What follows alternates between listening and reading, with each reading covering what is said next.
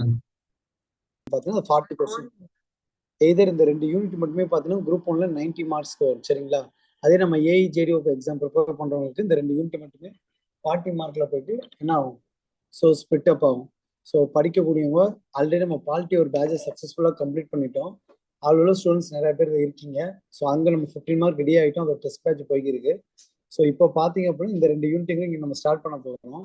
So நிறைய பேருக்கு ஒரு மைண்ட் தாட் இருக்கும், அதாவது ரெக்கார்டட் வீடியோ வந்துருச்சு அப்படின்னா நம்ம அப்புறம் பார்த்துக்கலாங்கிற ஒரு மைண்ட் தாட் இருக்கும். அந்த மைண்ட் தாட் இருந்துச்சு அப்படின்னா 35 டேஸ்ங்கிற க்ளோஸ் ஆயிரும். அதுக்கப்புறம் அங்கிட்ட ஒரு 30 டேஸ்ல எக்ஸாம் வந்துடும். அப்போ வந்து லாஸ்ட் வரை நீங்க என்ன பண்ண முடியாது, அந்த யூனிட் படிக்கவே முடியாது. ஸோ நம்ம டிஎன்பிஎஸ்சி 10ல என்ன கொஸ்டின்ஸ் கேட்டுருக்காங்களோ அதுபடி தான் நம்ம என்ன பண்ண போறோம், கிளாஸுங்கிறத நம்ம பார்க்க போறோம். ஸோ ரெண்டாவது ஒவ்வொரு டாபிக் பார்த்ததுக்கு அப்புறமே நம்ம டிஎன்பிஎஸ்சி ப்ரீவியஸ் கொஸ்டின்ங்கிறத நம்ம என்ன பண்ணிடுவோம்னா டிஸ்கஸ் பண்ணிடுவோம் சரிங்களா. ஸோ டிஎன்பிஎஸ்சி 10ல என்ன போயிருக்காங்களோ அதே மெத்தட்ல நம்ம Indian economic and Tamil Nadu administration history culture weightage நம்ம பார்ப்போம்.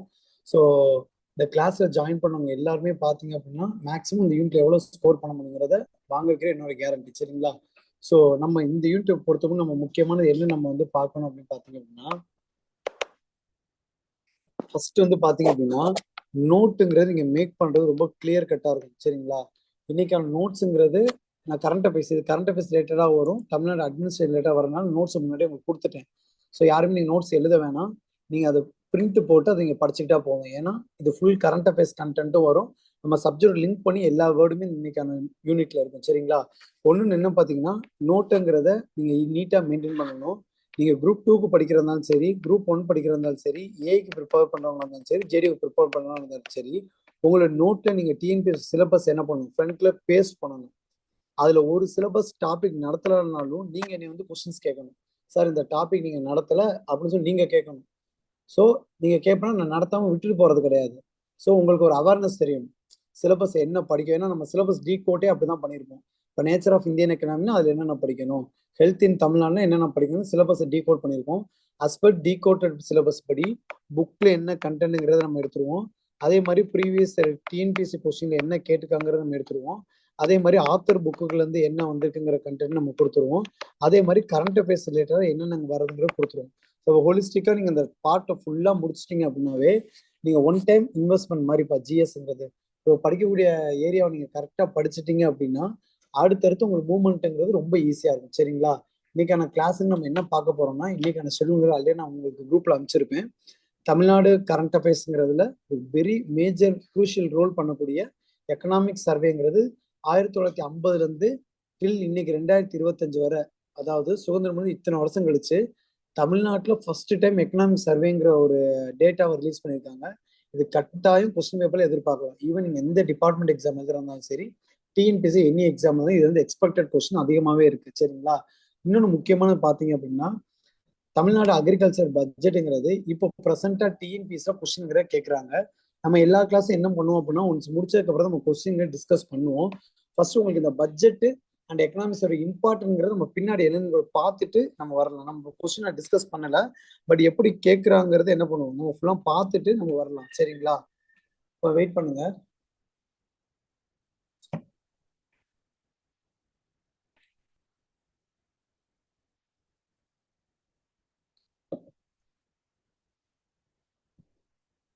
ஒரு நிமிஷம்.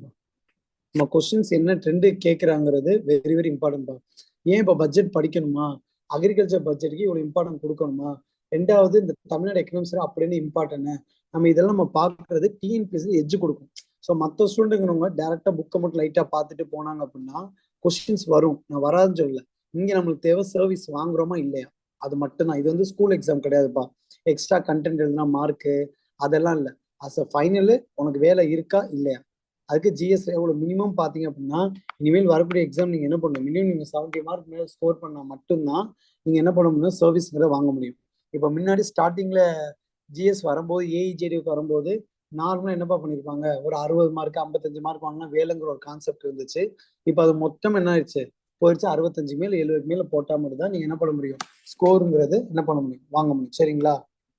ஸோ இப்போ நம்ம என்ன பார்க்க போறோம் அப்படின்னா ப்ரீவியஸ் இயர்ல எது மாதிரி கொஸ்டின்ஸுங்கிறத கேட்குறாங்க, அது என்ன ட்ரெண்டுங்கிறத எல்லாமே நம்ம செக் பண்ணுவோம் சரிங்களா.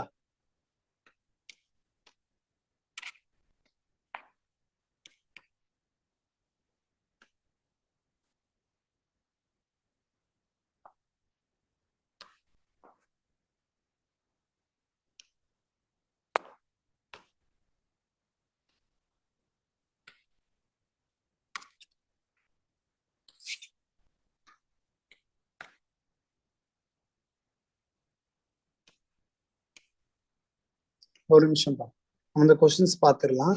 கொஸ்டின் மீன்ஸ் கொஸ்டின் டிஸ்கஷன் இல்லை, எந்த அளவுக்கு முக்கியத்துவம் கொடுக்காம பார்த்து நீங்க கிளாஸ்க்குள்ள போகும்போது உங்களுக்கு இம்பார்ட்டன்ஸ் தெரியும். சரிங்களா, பார்த்துருங்க.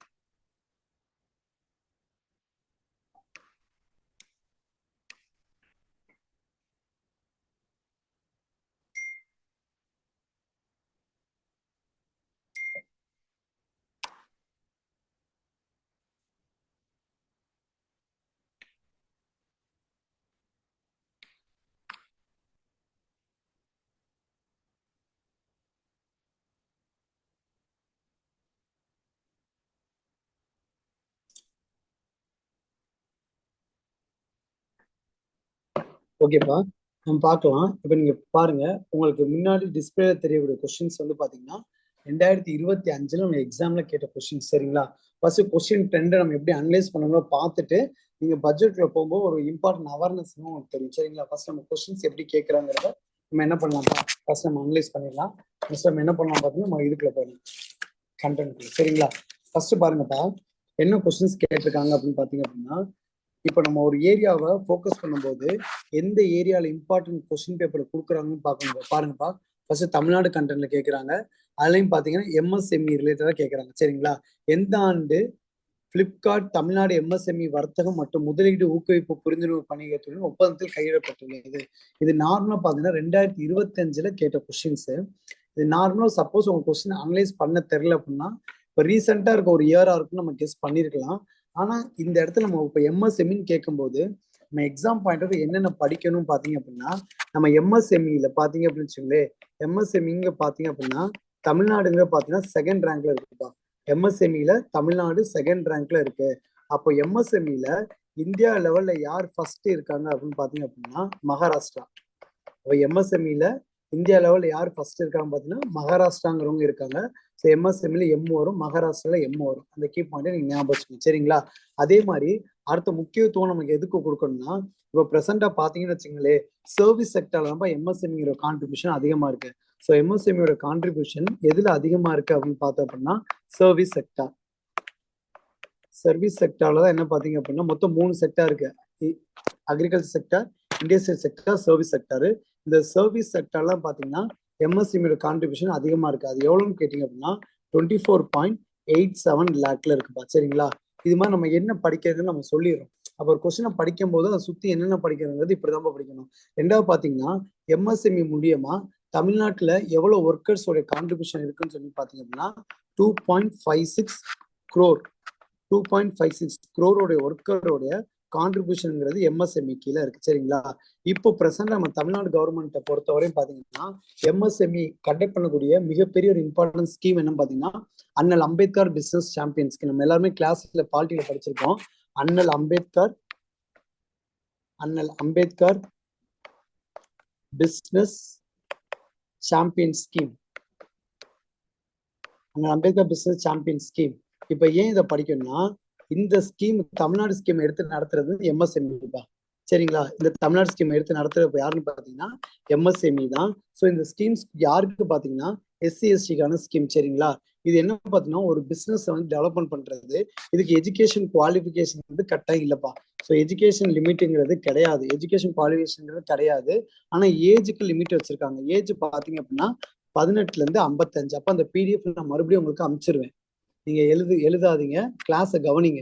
இந்த பிடிஎஃப் எழுதுன பிடிஎஃப் அப்படியே உங்களுக்கு மறுபடியுமே உங்களுக்கு அனுப்பிச்சு விடுவேன். அப்ப நான் அந்த ஸ்டோரி நீங்க ஞாபகம் வச்சீங்கன்னா மறுபடியும் நீங்க அதுல கைப்பட எழுதும்போது உங்களுக்கு ஈஸியா இருக்கும். சரிங்களா, நான் சொல்றதை நல்லா கவனிங்க. சரிங்களா, அப்ப இது மாதிரி தான் ஒரு கொஸ்டினை படிக்கணும். அப்ப எம்எஸ்எம்இன்னு படிச்சோம் அப்படின்னா அது ஹோல் ரேட்டா எல்லாமே படிக்கணும். சரிங்களா, அப்ப நெக்ஸ்ட் பாருங்க, அடுத்த கொஸ்டின் என்ன கேட்கலாம் பாருங்க. ஸ்கீம்ஸ் எப்படி கொஸ்டின்ஸ் கேட்டிருக்கான் பாருங்கப்பா. நீங்கள் நலமாங்கிற ஸ்கீம் பாத்தீங்கன்னா 2024 வந்தது. ஓகேங்களா, ஆமா. மனுநீதிங்கிற ஸ்கீம் பாத்தீங்கன்னா 1969 வந்தது. குரல் முற்றோவியம்ங்கிற பாத்தீங்கன்னா 2000 வந்தது. இல்லம் தேடி கல்வி திட்டம் 2020 கோவிட் டைம்ல வந்துச்சுப்பா. பாருங்க கொஸ்டின்ஸ் எப்படி கேட்கறாங்கன்னு. ஸோ கொஸ்டின் ட்ரெண்டுக்கானதை ஃபர்ஸ்ட் காட்டுறேன். நம்ம கரண்ட் அஃபேர்ஸ் அப்படியே விட்டுட்டு போயிட முடியாது. பாருங்க, அப்ப இயருக்கு முக்கியத்துவம் கொடுக்கணும். ஓகேங்களா, அப்ப பாருங்க எப்படி கொஸ்டின்ஸ் கேட்கறாங்கிறத நீங்க பாருங்க. அப்ப இல்லம் தேடி கல்வி திட்டம், நீங்கள் நலமாங்கிறது இப்போ வந்த ஸ்கீம்ஸ். அப்ப நம்ம பார்த்த கொஸ்டின்ல ஒரு டிபார்ட்மெண்ட் வச்சு ஒரு ஸ்கீம்ங்கிறது எப்படி போறதுங்கிறது ஒரு கொஸ்டின் அரைஸ் ஆகுது. ரெண்டாவது ஒரு ஸ்கீம்ஸ் வந்துச்சு அப்படின்னா அதோட ஸ்கீமோட இயரை வச்சு மேட்ச்ல கொஸ்டின்ஸ் கேட்கறாங்க. ஸோ இது மாதிரி நம்ம வந்து முக்கியத்துவம் கொடுக்கணும். சரிங்களா? நெக்ஸ்ட் கொஸ்டின் பாருங்க. இது எல்லாமே நான் எடுப்பேன்ப்பா. ஸோ கொஸ்டின் ட்ரெண்டுங்கிற ஃபர்ஸ்ட் காமிச்சாதான் நான் பட்ஜெட் நடத்தும் போது உங்களோட இம்பார்ட்டன்ஸ் வந்து அங்க ரொம்ப முக்கியத்துவமா போகும். சரிங்களா? நெக்ஸ்ட் பாருங்க, அடுத்த கொஸ்டின் பாருங்கப்பா. எப்படி கேட்டிருக்காங்க பாருங்க. இது பாருங்கப்பா, 2025 கேட்ட கொஸ்டின். கீழே பாருங்க, இயர் உங்களுக்கு ப்ரூஃப் பண்றேன் பாருங்க. 2025 கேட்ட கொஸ்டின்ஸ் பாருங்க. என்ன கொஸ்டின்ஸ் கேட்டிருக்காங்க? என்ன கொஸ்டின் பாருங்க. தமிழ்நாடு திறன் மேம்பாட்டு கழகம் செயற்கை நுண்ணறிவு தொழில்நுட்பத்தின் மூலமாக இளைஞர்களுக்கு வேலை வாய்ப்பு மற்றும் திறன் பயிற்சிக்காண்டி வழிகாட்டும் அமைக்கப்பட்ட ஒரு தளம். தமிழ்நாடு கவர்மெண்ட் தெரியுமா? இளைய பாரதம். ஆப்ஷன் பில இருக்கு பாருங்கப்பா, இளைய பாரதம். அப்ப இது மாதிரி தான்ப்பா கொஸ்டின். நான் முதல்வன் ஸ்கீம் நமக்கு தெரியும், அந்த எக்ஸாம் ப்ரிப்பரேஷன் உள்ளது. ஓகேங்களா? நீயே உனக்கு ராஜா திட்டம்னு ஒரு திட்டம் கிடையாது. ஓகேங்களா? இணைய பாரதமா இளைய பாரதமா? அப்ப இளைய பாரதம் ஸ்கீம் தான் பாத்தீங்கன்னா தமிழ்நாடு திறன் மேம்பாட்டு கழகம் வந்து ஆர்டிபிஷியல் இன்டெலிஜென்ஸ் மூலயமா யூஸ் பண்ணி இளைஞர்களுக்கு ஒரு வேலை வாய்ப்பு மற்றும் அவங்களுக்கு திறன் பயிற்சி கொடுக்கறது. அப்ப கொஸ்டின்ஸ் பாருங்க எப்படி நம்ம பார்த்தோம்னா, ஒரு மினிஸ்ட்ரி கீழே எம்எஸ்எம்இ ரிலேட்டட் ஒரு கொஸ்டின்ங்கிறத பார்த்தோம். ஒரு ஸ்கீம்ஸ் கேட்டிருக்காங்கன்னா அந்த ஸ்கீமோட இயர் கொஸ்டின்ஸ் கேட்குறாங்க. ரெண்டாவது ஒரு ஸ்கீமோட அப்ஜெக்டிவா கொஸ்டினை கொடுத்து அந்த ஸ்கீமோட நேம்ல டிஃபரெண்ட் பண்றாங்க பாருங்கப்பா. அப்ப எது மாதிரி வெரைட்டி ஆஃப் கொஸ்டின்ஸ் கேட்கறாங்கிறத ஃபர்ஸ்ட் நம்ம அண்டர்ஸ்டாண்ட் பண்ணணும். நெக்ஸ்ட் பாருங்கப்பா, அடுத்த கொஸ்டின் பாருங்க. இது பாத்தீங்கன்னா நம்ம எக்கனாமிக் சர்வேல வந்து கேட்டிருக்காங்க. இப்போ total gross enrollment ratio of Tamil Nadu in higher education, அதாவது என்ன சொல்றாங்கன்னா தமிழ்நாட்டு உயர்கல்வி பயில்வோரின் மொத்த பதிவு விகிதம் எவ்வளவு பாத்தீங்கன்னா 47%. இதை ஏன் படிச்சாகணுமா? கட்டாயம் படிச்சாகணும். ஏன் அப்படின்னா அதான் ஹையர் எஜுகேஷன் முடிச்சுட்டு என்ரோல்மெண்ட் ரேஷியோ பண்றதுல தமிழ்நாடு பாத்தீங்க அப்படின்னா 47%. அது இந்தியாவோட ரேங்கை நம்ம பார்த்தோம் அப்படின்னா இந்தியா வந்து கிராஸ் என்ரோல்மெண்ட் ரேஷியோ எவ்வளவு பர்சன்டேஜ் இருக்குன்னு பாத்தீங்க அப்படின்னா 28.4% இருக்குப்பா. இந்தியாவோட ரேங்க் பாருங்க.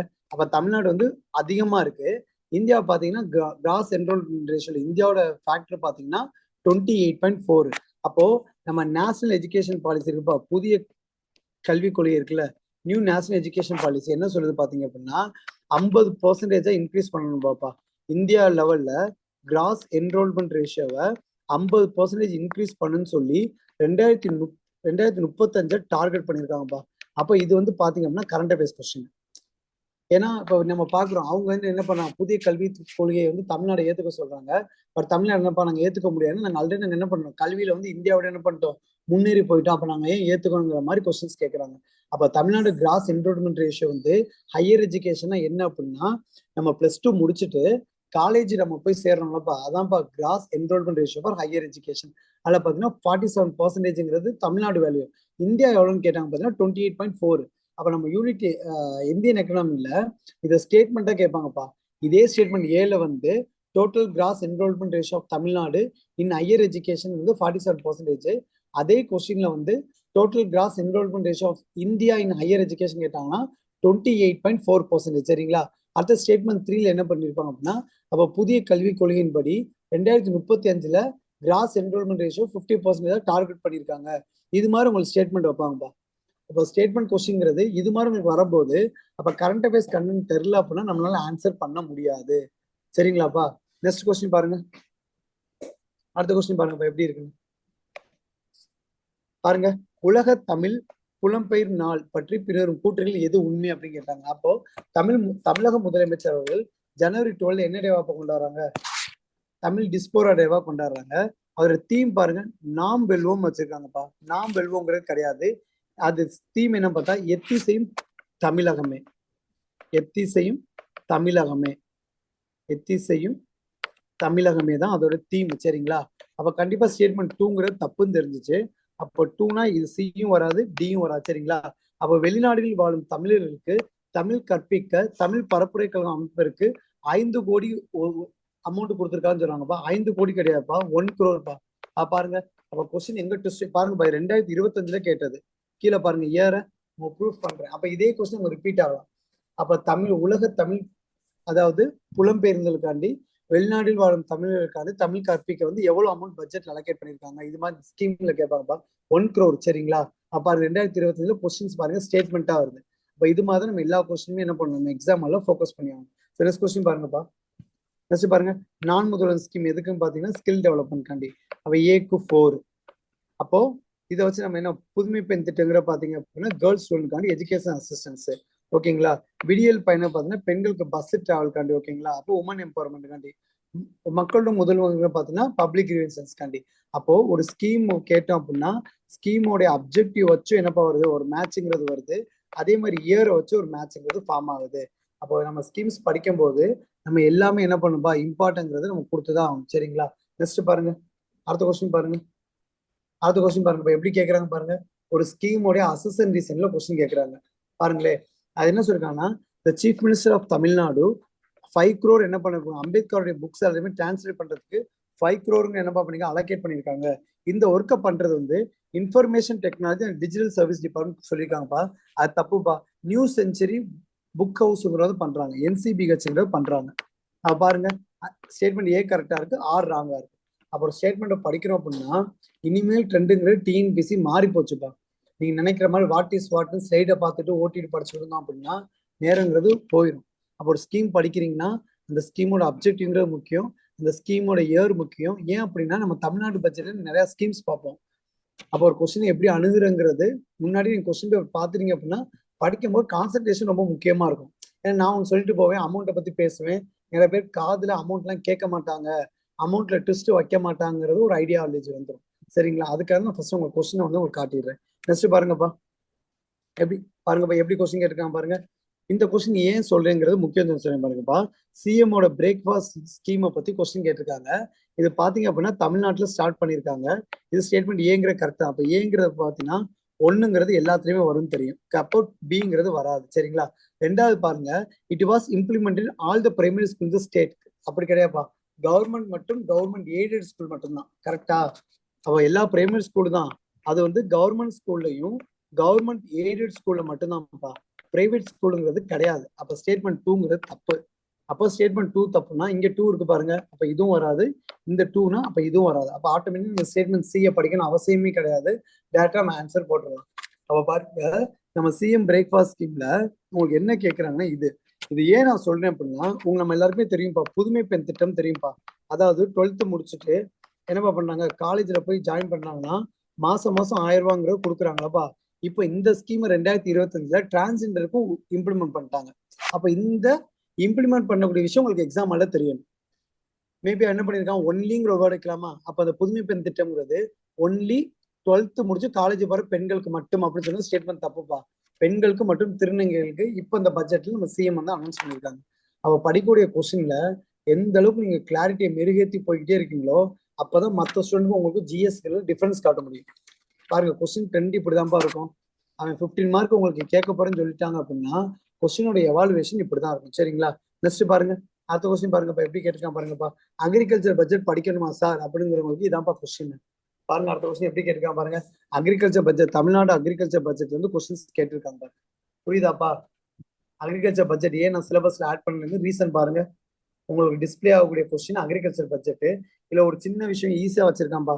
அதாவது இந்த சிஎம் ட்ரைலேண்ட் டெவலப்மெண்ட் மிஷன்ங்கிறது பாத்தீங்க அப்படின்னா அதாவது ஒரு 3 லட்சம் ஃபார்மரோட இன்கம் இன்க்ரீஸ் பண்றதுக்காண்டி வந்துச்சுப்பா. அதாவது 3 lakh உடைய 3 lakh ஃபார்மரோடைய இன்கம்ஸ் என்னப்பா பண்றது, இன்க்ரீஸ் பண்றதுக்காண்டி வந்த ஸ்கீம் தான் இது. ஓகேவா? அவன் என்ன கொடுத்துறான் பாருங்க, டார்கெட் இரிகேஷன் டிபெண்ட் கிராப்னு கொடுத்துருக்கான். தப்புப்பா, வராதுப்பா. அப்ப ஒண்ணு தப்புன்னு தெரிஞ்சு போச்சுன்னா ஏவும் வராது, பியும் வராது, டியும் வராது. அப்ப ஸ்டேட்மெண்ட் 2 and 3 நீங்க படிக்கணும் அவசியம் கிடையாது. ஆனா பேசிக் நீங்க ஃபவுண்டேஷனே வீக்கா இருந்தீங்க அப்படின்னா இப்ப சிஎம் ட்ரைலேண்ட் டெவலப்மெண்ட் மிஷன் எதுக்கு வந்துச்சுன்னு தெரிஞ்சா ஈஸியா ஆன்சர் பண்ணிடலாம். ஆனா அதுவே உங்களுக்கு எக்ஸாம்ல தெரியல அப்படின்னா முடிஞ்சு போச்சு. இப்படிதான் எக்ஸாம்ல கொஸ்டின்ஸ்ங்கிறது வரும். இது 2025ல கேட்ட கொஸ்டின்ஸ். ஓகேங்களா? இன்கம் இன்க்ரீஸ் ஆகுறது, அதே மாதிரி ட்ரைலேண்ட் ஃபார்மரோடைய கல்டிவேஷன் கிராப்பை சக்சஸ்ஃபுல் பண்றது, அதுக்கு தான் அந்த ஸ்கீம். சரிங்களா? நெக்ஸ்ட் பாருங்க, அடுத்த கொஸ்டின் பாருங்க எப்படி கேட்டிருக்காங்கன்னு. இது பாருங்கப்பா, இது முக்கியமான கொஸ்டின். தமிழ்நாடுடைய ஜிஎஸ்டிபி ரேட் வந்து 2022 2023 8.13. அப்ப 2023-24 8.23. இப்ப நீங்க சொல்லுங்க 2024-25 எவ்வளவுப்பா? இது இந்த வாட்டி எக்ஸ்பெக்டட் கொஸ்டின்பா. 2024-25 எவ்வளவு? யாராச்சும் ஆன்சர் பண்ணுங்க பார்ப்போம். 9.69% பா. இந்த வாட்டி இது எக்ஸ்பெக்டட் கொஸ்டின்பா. இது வந்து கேட்பாங்க, நோட் பண்ணிச்சுக்கோங்க. Very good, very good, very good, very good. 9.69 at பிரசண்டா தமிழ்நாடுடைய ஜிஎஸ்டிபிங்கிறது கிரௌத் ரேட் பாத்தீங்கன்னா கொஸ்டின் பாருங்க எப்படி நீட்டா கேட்டிருக்கான் பாருங்க. 2022-23 8.13, 2023-24 8.23. இப்போ நம்மளுக்கு டேட்டா அனௌன்ஸ் பண்ணிட்டாங்க. அப்போ இந்த டேட்டா நான் எங்க சார் படிக்கணும் அப்படின்னு பார்த்தா, இந்த டேட்டா எக்கனாமிக் சர்வே ஆஃப் இந்தியாவில் இருக்கும்பா. தமிழ்நாடு எக்கனாமிக் சர்வே நம்ம இண்டிபெண்டன்ஸ்க்கு அப்புறம் ரிலீஸ் பண்ணியிருக்காங்களே, அதுல தான் அந்த டேட்டா நம்ம ஃபேக்டை படிக்க முடியும். அப்போ கொடுக்கக்கூடிய கிளாஸை கண்டென்ட்டை நீங்க தேடி போய் வெளியே படிக்கணும் அவசியம் கிடையாது. நம்ம கிளாஸ் நோட்ஸை பக்காவா டே பை டே ரிவிஷன் பண்ணிட்டே வந்தீங்கன்னா பாலிட்டி எப்படி கம்ப்ளீட் ஆனிச்சோ at end of the 35th day நிறைய பேர் முடிக்க சொல்லி முன்னாடியே கேட்டிருக்கீங்க. நம்ம லாஸ்ட் சாட்டர்டே சண்டேனா முன்னாடியே போட்டு நம்ம கிளாஸ் முடிக்கலாம். ஓகேங்களா? நிறைய ஏஐ ஸ்டூடெண்ட் ஜேடிஓ ஸ்டூடெண்ட்ஸ் இருக்கீங்க. நம்ம கிளாஸ் எந்த அளவுக்கு நம்ம வந்து வேகமா முடிக்கிறது கிடையாது. முடிக்கிறேன் அப்படின்னா தூக்கி வேகமா எடுக்கிறது கிடையாது. இடையில சண்டே வந்துச்சுன்னா கூட ஒரு கிளாஸ்ங்கிறது ஈஸியாக நம்ம போட்டுக்கலாம். சரிங்களா? நெக்ஸ்ட் கொஸ்டின் பாருங்கப்பா. நெக்ஸ்ட் கொஸ்டின் பாருங்க, எப்படி கேட்டிருக்கான் பாருங்கப்பா. தமிழ்நாட்டில் இத்திட்டத்தினை அறிமுகப்படுத்தியதற்காக முதலமைச்சரை மக்கள் தாய்மானவர் என்று அழைத்தார்கள் அப்படின்னு சொல்லியிருக்காங்கப்பா.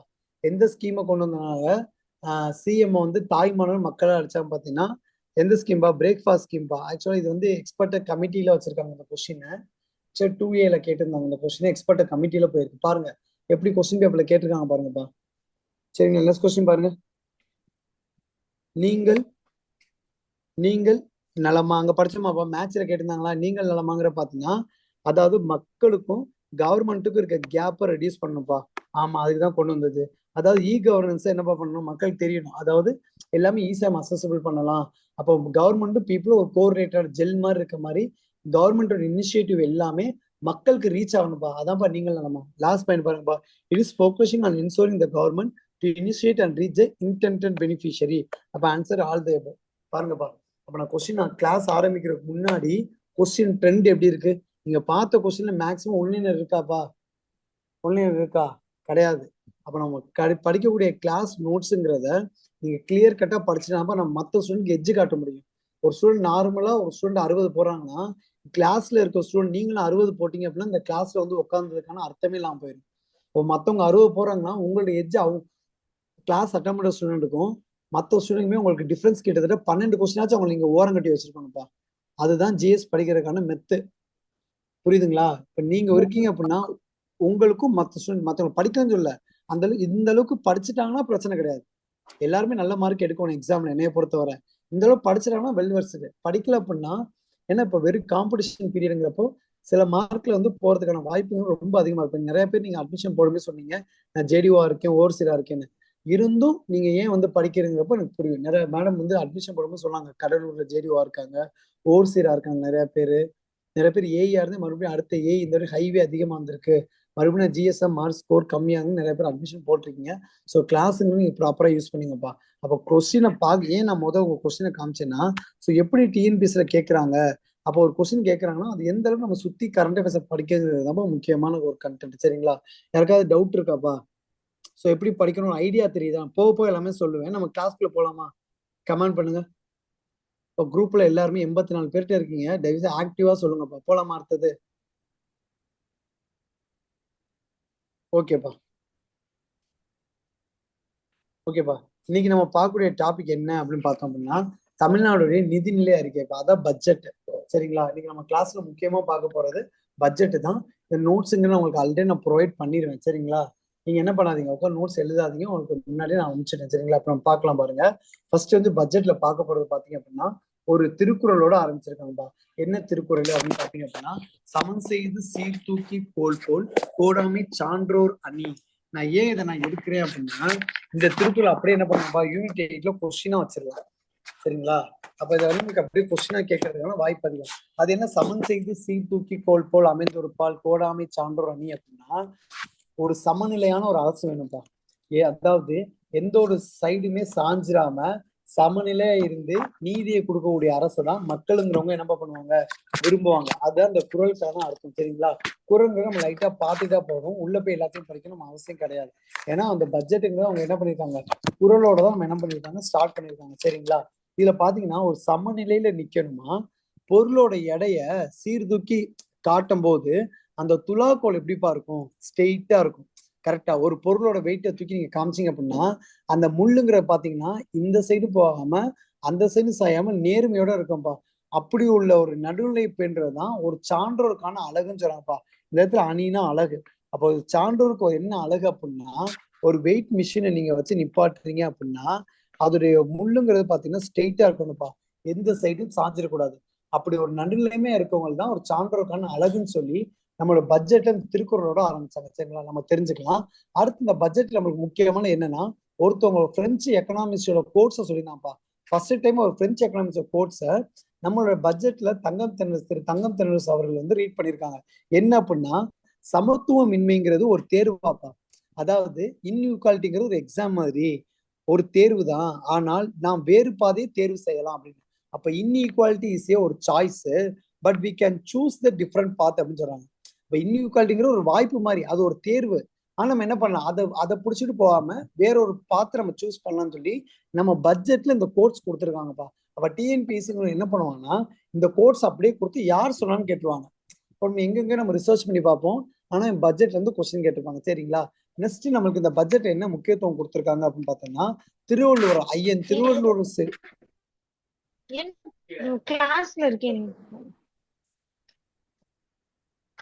வாய்ஸ் எல்லாருமே கொஞ்சம் இது பண்ணிருங்க, கொஞ்சம் மியூட்ல போட்டுக்குங்க. சரிங்களா, நெக்ஸ்ட் பாருங்கப்பா, திருவள்ளுவருடைய சிலை இருக்குல்லப்பா, திருவள்ளுவர் சிலை என்ன சொல்லியிருக்காங்க அப்படின்னா ஸ்டாட்யூ ஆஃப் விஸ்டம்னு அனௌன்ஸ் பண்ணியிருக்காங்கப்பா. அதாவது பேரழிவு சிலைன்னு சொல்லியிருக்காங்க. இது எங்கப்பா, திருவள்ளுவர் சிலை நமக்கு எல்லாருமே தெரியும், கன்னியாகுமரியில இருக்கு. ஸோ திருவள்ளுவர் எழுதிய திருக்குறள் என்ன பண்ண போறாங்கன்னா 28 லாங்குவேஜ்களை டிரான்ஸ்லேட் பண்ணி டோட்டலா என்ன பண்ண போறாங்கன்னா 107ங்கிற மொழியை தாண்டி எடுத்துட்டு போறாங்க. இது 107பா, 107. ஆம்புலன்ஸ்க்கு முந்தின நம்பர் ஞாபகம் வச்சுக்கோங்க. அப்போ இன்ன வரை திருக்குறள் எத்தனை மொழி பெயர்த்திருக்காங்க பண்ணா 107 மொழியிலும் என்ன பண்ணிருக்காங்க, மொழி பெயர்த்திருக்காங்க. அது என்ன பண்ணணும்னா அடுத்த ஒரு 3 வருஷம் என்ன பண்ண நிறைய டிரான்ஸ்லேஷன் ப்ராஜெக்ட் பண்ண போறதா சொல்லியிருக்காங்க. நமக்கு டிஎன்பிஎஸ் ஆங்கிள் யாருடைய ஸ்டாட்யூ ஆஃப் விஸ்டம் அப்படின்னு சொல்லணும்னு கேட்பாங்க. சரிங்களா, அது யாருன்னு பார்த்தா திருவள்ளுவர் சிலையை. அப்ப நம்ம டிஎன்பிஎஸ்சி ஆங்கிள் வேற யார் யார் சிலைக்கு என்னென்ன பேருங்கிறத நம்ம பாத்துருவோம்ப்பா. இது நம்ம பட்ஜெட்ல சொல்லல, ஆனா நம்ம கண்டென்ட்ங்கிறது தெரிஞ்சிருக்கோம்ப்பா. அப்போ ஸ்டாட்யூ ஆஃப் நாலேஜ், அது அறிவுடைய சிலை யாரை சொல்லுவோம்னா doctor B.R. Ambedkar statue of நாலேஜ்னு சொல்லுவாம்ப்பா. ஓகேவா, ராமானுஜரோட ஸ்டாச்சு ஆஃப் ஈக்குவாலிட்டின்னு சொல்லுவோம். ஓகேவா, அதே மாதிரி பட்டேலோட சிலைய ஸ்டாச்சு ஆஃப் யூனிட்டி அப்படின்னு சொல்லுவாம்ப்பா. அப்ப ஆல்ரெடி டிஎன்பிஎஸ்சி இந்த கண்ணு கேட்டிருக்காங்க. இப்ப ஸ்டாட்யூ ஆஃப் விஸ்டம் நமக்கு திருவள்ளுவர் சிலை. அப்ப இது நாளையும் கேச்சு மேட்ச்ல கேட்க வாய்ப்பு அதிகம்ப்பா. அப்போ ஒன்னு படிக்கும் போது ரிலேட்டட் வேற ஏதாவது கரண்ட் அஃபேர்ஸ் இருக்குன்னு பாத்தீங்கன்னா இதெல்லாம் பாத்தீங்கன்னா 2023 உள்ள கரண்ட் அஃபேர்ஸ் இது எல்லாமே. அது ஸ்டாட்யூ ஆஃப் ஈக்குவாலிட்டி எல்லாமே. நீங்க ஈக்குவாலிட்டி பார்த்து நம்ம டாக்டர் B.R. அம்பேத்கர்னு போட்டக்கூடாது. யூனிட்டி நம்ம எல்லாருமே படிச்சிருப்போம், பட் நாலேஜ் தான் டாக்டர் B.R. அம்பேத்கர். அப்ப யாருடைய சிலை நாலேஜ் சொல்லுவோம்னா டாக்டர் B.R. அம்பேத்கரோட சிலை தான் doctor of statue of knowledge அப்படின்னு சொல்லுவோம். ஓகேவா, அப்ப நம்மளுக்கு கரண்ட் அஃபேர்ஸ் படி பாத்தீங்கன்னா பட்ஜெட்ல என்ன சொல்லியிருக்காங்கன்னா ஸ்டாட்யூ ஆஃப் விஸ்டம் யாருன்னு சொல்லியிருக்காங்கப்பா, மறக்க கூடாது. திருவள்ளுவர் சிலை தான் என்ன சொல்லியிருக்காங்க, ஸ்டாட்யூ ஆஃப் விஸ்டம் அப்படின்னு சொல்லியிருக்காங்க. சரிங்களா, நெக்ஸ்ட் பாருங்கப்பா. நெக்ஸ்ட் என்ன சொல்லியிருக்காங்கன்னா பனை ஓலையில அதிகமான கண்டென்ட்ங்கிறது இருக்குப்பா. அதாவது சரிங்களா, பனை ஓலையில பாத்தீங்க அப்படின்னா அந்த எழுத்துக்கள்லாம் தமிழ் எழுத்துக்கள்லாம் எழுதியிருப்பாங்கல்ல, அதை ஃபுல்லா என்ன பண்ண போறா டிஜிட்டலைஸ் பண்ண போறதா ஸ்டாலின் சொல்லியிருக்காங்க. சும்மா தெரிஞ்சுக்கங்கப்பா, நம்ம சிஎம் என்ன சொல்லியிருக்காங்க பாத்தீங்கன்னா பனை ஓலையில இருக்கக்கூடிய எல்லா கண்டென்ட் என்னப்பா நாட்கள் போக அது என்ன பண்ணலாம், மிஸ் ஆகிறதுக்கோ அழிஞ்சு போறதுக்கோ வாய்ப்பு இருக்கு. சரிங்களா, அதை ஃபுல்லாமே நம்ம டிஜிட்டலைஸ் பண்ணிட்டோம் அப்படின்னா அதை என்ன பண்ணலாம், கொஞ்சம் சேவ் பண்ணலாம்னு சொல்லியிருக்காங்க. சரிங்களா, அதே மாதிரி நம்ம நிறைய ஒலிம்பியாட் பார்த்துருப்போம். அதாவது பாத்தீங்க அப்படின்னா கிரிக்கெட் ஒலிம்பியாடு நம்ம நிறைய ஸ்போர்ட்ஸ்ல பார்த்துருக்கோம். ஃபர்ஸ்ட் டைம் பாத்தீங்கன்னா தமிழ் ஒலிம்பியாடு பண்றதா சொல்லியிருக்காங்கப்பா. அப்போ வேர்ல்டுலேயே தமிழ் ஒலிம்பியாட் நடத்த போறதா சொல்லியிருக்காங்க. அதுல யாரு ஃபர்ஸ்ட் பிரைஸ் வின் பண்றாங்களோ அவங்க 1 கோடிங்கிறத அனௌன்ஸ் பண்ணிருக்காங்கப்பா. இது இந்த நம்ம எக்ஸ்பர்டட் கொஸ்டின்ப்பா. இந்த கொஸ்டின் நம்ம யூனிட் 9 எதிர்பார்க்கலாம். இதெல்லாம் ஃபர்ஸ்ட் டைம் இந்த அனௌன்ஸ் பண்ணிருக்காங்க. வேர்ல்டு தமிழ் ஒலிம்பியாட்னா தமிழ் கேம்ஸ்பா. அதை வின் பண்ணி அதை யார் வின் பண்ணாங்களோ அவங்க என்ன பண்ணிருக்காங்கப்பா 1 crore அவங்களுக்கு வந்து என்ன பண்ணாங்க பிரைஸ் அலோகேட் பண்ண போறதா சொல்லியிருக்காங்க. சரிங்களா, நெக்ஸ்ட் பாருங்க. நெக்ஸ்ட் பாருங்க, இது ஃபுல்லா பாத்தீங்கன்னா நம்ம ஃபேக்ட் கண்டென்ட் பண்ணா பட்ஜெட்டுங்கிறது. ஓகேவா, உங்களுக்கு எல்லாமே தொகுத்து எழுதி கொடுத்துட்டேன். நம்ம இதை மட்டுமே நம்ம ரீகால் பண்ணா ஈஸியா நம்ம ஸ்கோர் பண்ணலாம். நெக்ஸ்ட் என்ன பண்ணிருக்காங்கன்னா மொழிகள் இருக்குல்லப்பா. அப்ப லாங்குவேஜ் வந்து தமிழ் மொழியில தான் நிறைய மொழிகள்ங்கிறது உருவாயிருக்கு. அப்ப அந்த மொழிகளுக்கே ஒரு அருங்காட்சியத்தை ஸ்டார்ட் பண்ண போறதா சொல்லியிருக்காங்க. அந்த அருங்காட்சியகம் பேரு பாத்தீங்கன்னா அகரம் அருங்காட்சியகம்பா. அந்த மொழிகளோட அருங்காட்சியகம் பேரு பாத்தீங்கன்னா அகரம் அருங்காட்சியம். அது எங்க வைக்க போறதா பட்ஜெட் சொல்லியிருக்காங்க பாத்தீங்கன்னா மதுரையில வைக்க போறாங்கப்பா. அப்ப எக்ஸாம்ல எப்படி கேட்பாங்கன்னா தமிழக அரசு 2024 முதல் 2025 பட்ஜெட்டில் மொழிகள் அருங்காட்சியகம் எங்கு அமைப்பதற்கான இடத்தை கூறியுள்ளது, இல்ல எங்க வந்து மொழிகள் அருங்காட்சியகம் அமைப்பதாக 2024-25 பட்ஜெட்ல வந்து தமிழ்நாடு சிஎம் அவங்க அனௌன்ஸ் பண்ணாங்க. அது மாதிரி கொஸ்டின் வரும். மியூசியம் ஆஃப் லாங்குவேஜ் எங்கன்னு பாத்தீங்கன்னா மதுரையில தான். சரிங்களா? அதே மாதிரி இன்னொன்று அந்த பட்ஜெட் என்ன சொல்லியிருக்காங்கன்னா, இரும்பு உருக்கக்கூடிய தொழில்நுட்பங்கள் பாத்தீங்கன்னா 5300 ஆண்களுக்கு முன்னாடியே இருக்குன்னு படிச்சிருப்போம். நம்ம ஸ்கூல் புக்ல படிச்சிருப்போம்ப்பா. இரும்பு உருக்கும் தொழிற்சாலை எங்கப்பா இருக்கு? ஸ்கூல் புக்ல நம்ம படிச்சிருப்போம். எங்க இருக்கு? அயன் மெல்டிங் டெக்னாலஜி எந்த இடத்துலப்பா சான்று எடுத்திருக்காங்க? நம்ம படிச்சிருக்கோமே, கொடுமணல், ஈரோட்ல இருக்குப்பா. நம்ம ஸ்கூல் புக்கு ஆர்காலஜி படிக்கும்போது படிப்போம். Kodumanal, very good. கொடுமணல் ஈரோட்ல இருக்குப்பா. இப்போ கொடுமணல்ங்கிற பிளேஸ் எங்க இருக்கு பாத்தீங்கன்னா ஈரோட்ல இருக்கு. இங்கதான் இரும்பு உருக்கக்கூடிய சாலைகள் எடுத்திருக்காங்க. இது நம்ம எல்லாம் என்ன பண்ணிருக்கோம்? ஆர்காலஜிங்கிற டாபிக்ல படிப்போம். அப்ப அதோட காலத்தை மென்ஷன் பண்ணிருக்காங்கப்பா பட்ஜெட்ல. இது வந்து 5300 இயர்ஸ்க்கு முற்பட்டது அப்படி மாதிரி சொல்றாங்க. சரிங்களா? நெக்ஸ்ட் பாத்தீங்கன்னா ஆழ்கடல் அகழ்வாராய்ச்சி பண்ண போறாங்கப்பா. அதாவது டீப் ஸ்கீ எஸ்கவேஷன். நம்ம என்ன பண்ணிருப்போம்? நார்மலா இப்ப வந்து பாத்தீங்கன்னா மதுரையில பண்றாங்க, கீழே 10 அகழ்வாராய்ச்சி பண்றாங்க, அதே மாதிரி கொடுமணல்ல பண்றாங்க, அது மாதிரி படிச்சிருப்போம். இப்ப கடலுக்கு உள்ளே போயிட்டு என்ன பண்ண போறாங்கன்னா ஆராய்ச்சிங்கிறத என்ன பண்ண போறாங்கப்பா? பண்ண போறாங்கப்பா. சரிங்களா? அது எங்கிருந்து எங்க போறாங்கன்னா காவிரி பூம்பட்டினத்துல இருந்து நாகப்பட்டினம் வரை என்ன பண்ண போறாங்கப்பா? கடலுக்கு அடியில போய் ஆராய்ச்சி பண்ண போறாங்க. அப்ப நீங்க என்ன ஞாபகம் K2N ஞாபகம் வச்சுக்கோங்க, ஷார்ட்கட். ஓகேவா? K2N காவிரி பூம்பட்டினத்துல இருந்து நாகப்பட்டினம் கடல் வரை என்ன பண்ணாங்க? கடலுக்கு அடியில போய் என்ன பண்ண போறாங்கப்பா? அகழ்வாராய்ச்சி பண்ண போறாங்க. ஓகேங்களாப்பா? இது நம்மளுக்கு கொஸ்டின் கேட்கலாம். அடுத்து பாத்தீங்கன்னா நொய்யல் மியூசியம் ஸ்டார்ட் பண்ண போறாங்கப்பா. அது என்னப்பா நொய்யல்? இந்த நொய்யல் ஆற்றங்கரை போர் நம்ம படிச்சிருப்போம், யூனிட் 8ல படிப்போம். நொய்யல் ஆற்றங்கரை போர் தான் தீரன் சின்னமலை வருவாரு. அப்போ இந்த நொய்யல் என்ன பண்ண போறாங்க பாத்தீங்கன்னா ஒரு நொய்யல் மியூசியம்ங்கிறது ஒன்னு ஈரோட்ல ஆரம்பிக்க போறாங்க. எவ்வளவு கோடி பார்த்தா 22 கோடிப்பா. இப்ப புரியுதா? ஏன் நான் பட்ஜெட்டுக்கு அமௌண்ட் முக்கியத்துவம் கொடுக்குறேன்னா எக்ஸாம்ல இதை ஸ்டேட்மெண்ட்ல வச்சிருவாங்க. 22 கோடிக்கு பதில் 21 கோடின்னு வைப்பாங்க. அது 21 கோடிங்கிறத பாத்தீங்கன்னா நாவாய் மியூசியத்துக்குப்பா. இப்ப டிஎன்பிசில கொஸ்டின் கேட்கும் போது இதோட அமௌண்ட் அதுக்கு தூக்கி வச்சிருவாங்க. அப்ப நாவாய் பாத்தீங்கன்னா தமிழ்ல கப்பல்னு அர்த்தம்ப்பா. சரி, நம்ம எல்லாருக்குமே தெரியும் நாவாய்னா கப்பல். அப்ப கப்பலுங்கிறது பாத்தீங்கன்னா ராம் நாட்டுல என்ன பண்ண போறாங்க? ராமுங்கிறவன் கப்பல்ல போறான்னு வச்சுக்கேன். ராமுங்கிறவன் கப்பல்ல போறான். அப்ப ராம் நாட்டுல என்ன பண்ண போறாங்கன்னா நாவாய் மியூசியங்கிற ஸ்டார்ட் பண்ண போறாங்க. அந்த மியூசியத்துல பாண்டிய மன்னருடைய கடல் சிறப்பை பத்தி சொல்ல போறாங்கப்பா. ஓகேங்களா? நம்மளுக்கு இந்த கண்டென்ட் கூட தேவை கிடையாது. நம்மளுக்கு என்ன தேவைன்னு பாத்தீங்கன்னா நாவாய் மியூசியம் வந்து தமிழக அரசு எங்க நிறுவ போறதா 21 கோடி பட்ஜெட்ல அலோகேட் பண்ணிக்கிறேன்னா ராம்நாத். சரிங்களா? நொய்யல் மியூசியம் எங்க பாத்தீங்கன்னா கொடுமணல், ஈரோட்ல கொடுமணல்ங்கிற இடத்துல வைக்க போறாங்க. இது 2 மியூசியம்ங்கிறது ரொம்ப முக்கியம். ஓகேவா? அதே மாதிரி பாத்தீங்கன்னா இன்னொரு முக்கியமா பாத்தீங்கன்னா நம்ம இண்டஸ் வேலி சிவிலைசேஷன் ஆரம்பிச்சு 100வது வருஷம்ப்பா. ஸோ ஜான் மார்ஷல் 1924 ஆரம்பிச்சிருப்பாங்க. போன வருஷம் இதுல 100 கூட்டுங்கப்பா. என்னப்பா வருது? 2024 வருதா? அப்ப போன வருஷம். அப்ப 100 வருஷம் ஆச்சுப்பா. அப்ப இதனால என்ன பண்ணிருக்காங்க நம்ம சிஎம்? சிந்து சமவெளி பண்பாட்டு அரங்கத்தை எக்மோர்ல ஆரம்பிக்க போறா சொல்லியிருக்காங்கப்பா. இப்படிதான்ப்பா கொஸ்டின் கேட்பாங்க. இது மாதிரிதான் கொஸ்டின் வரும் பாருங்களேன். 1920 ஜான் மார்ஷல் வந்திருப்பாரு, அது 100 வருஷத்துக்கு கூட்டுங்க.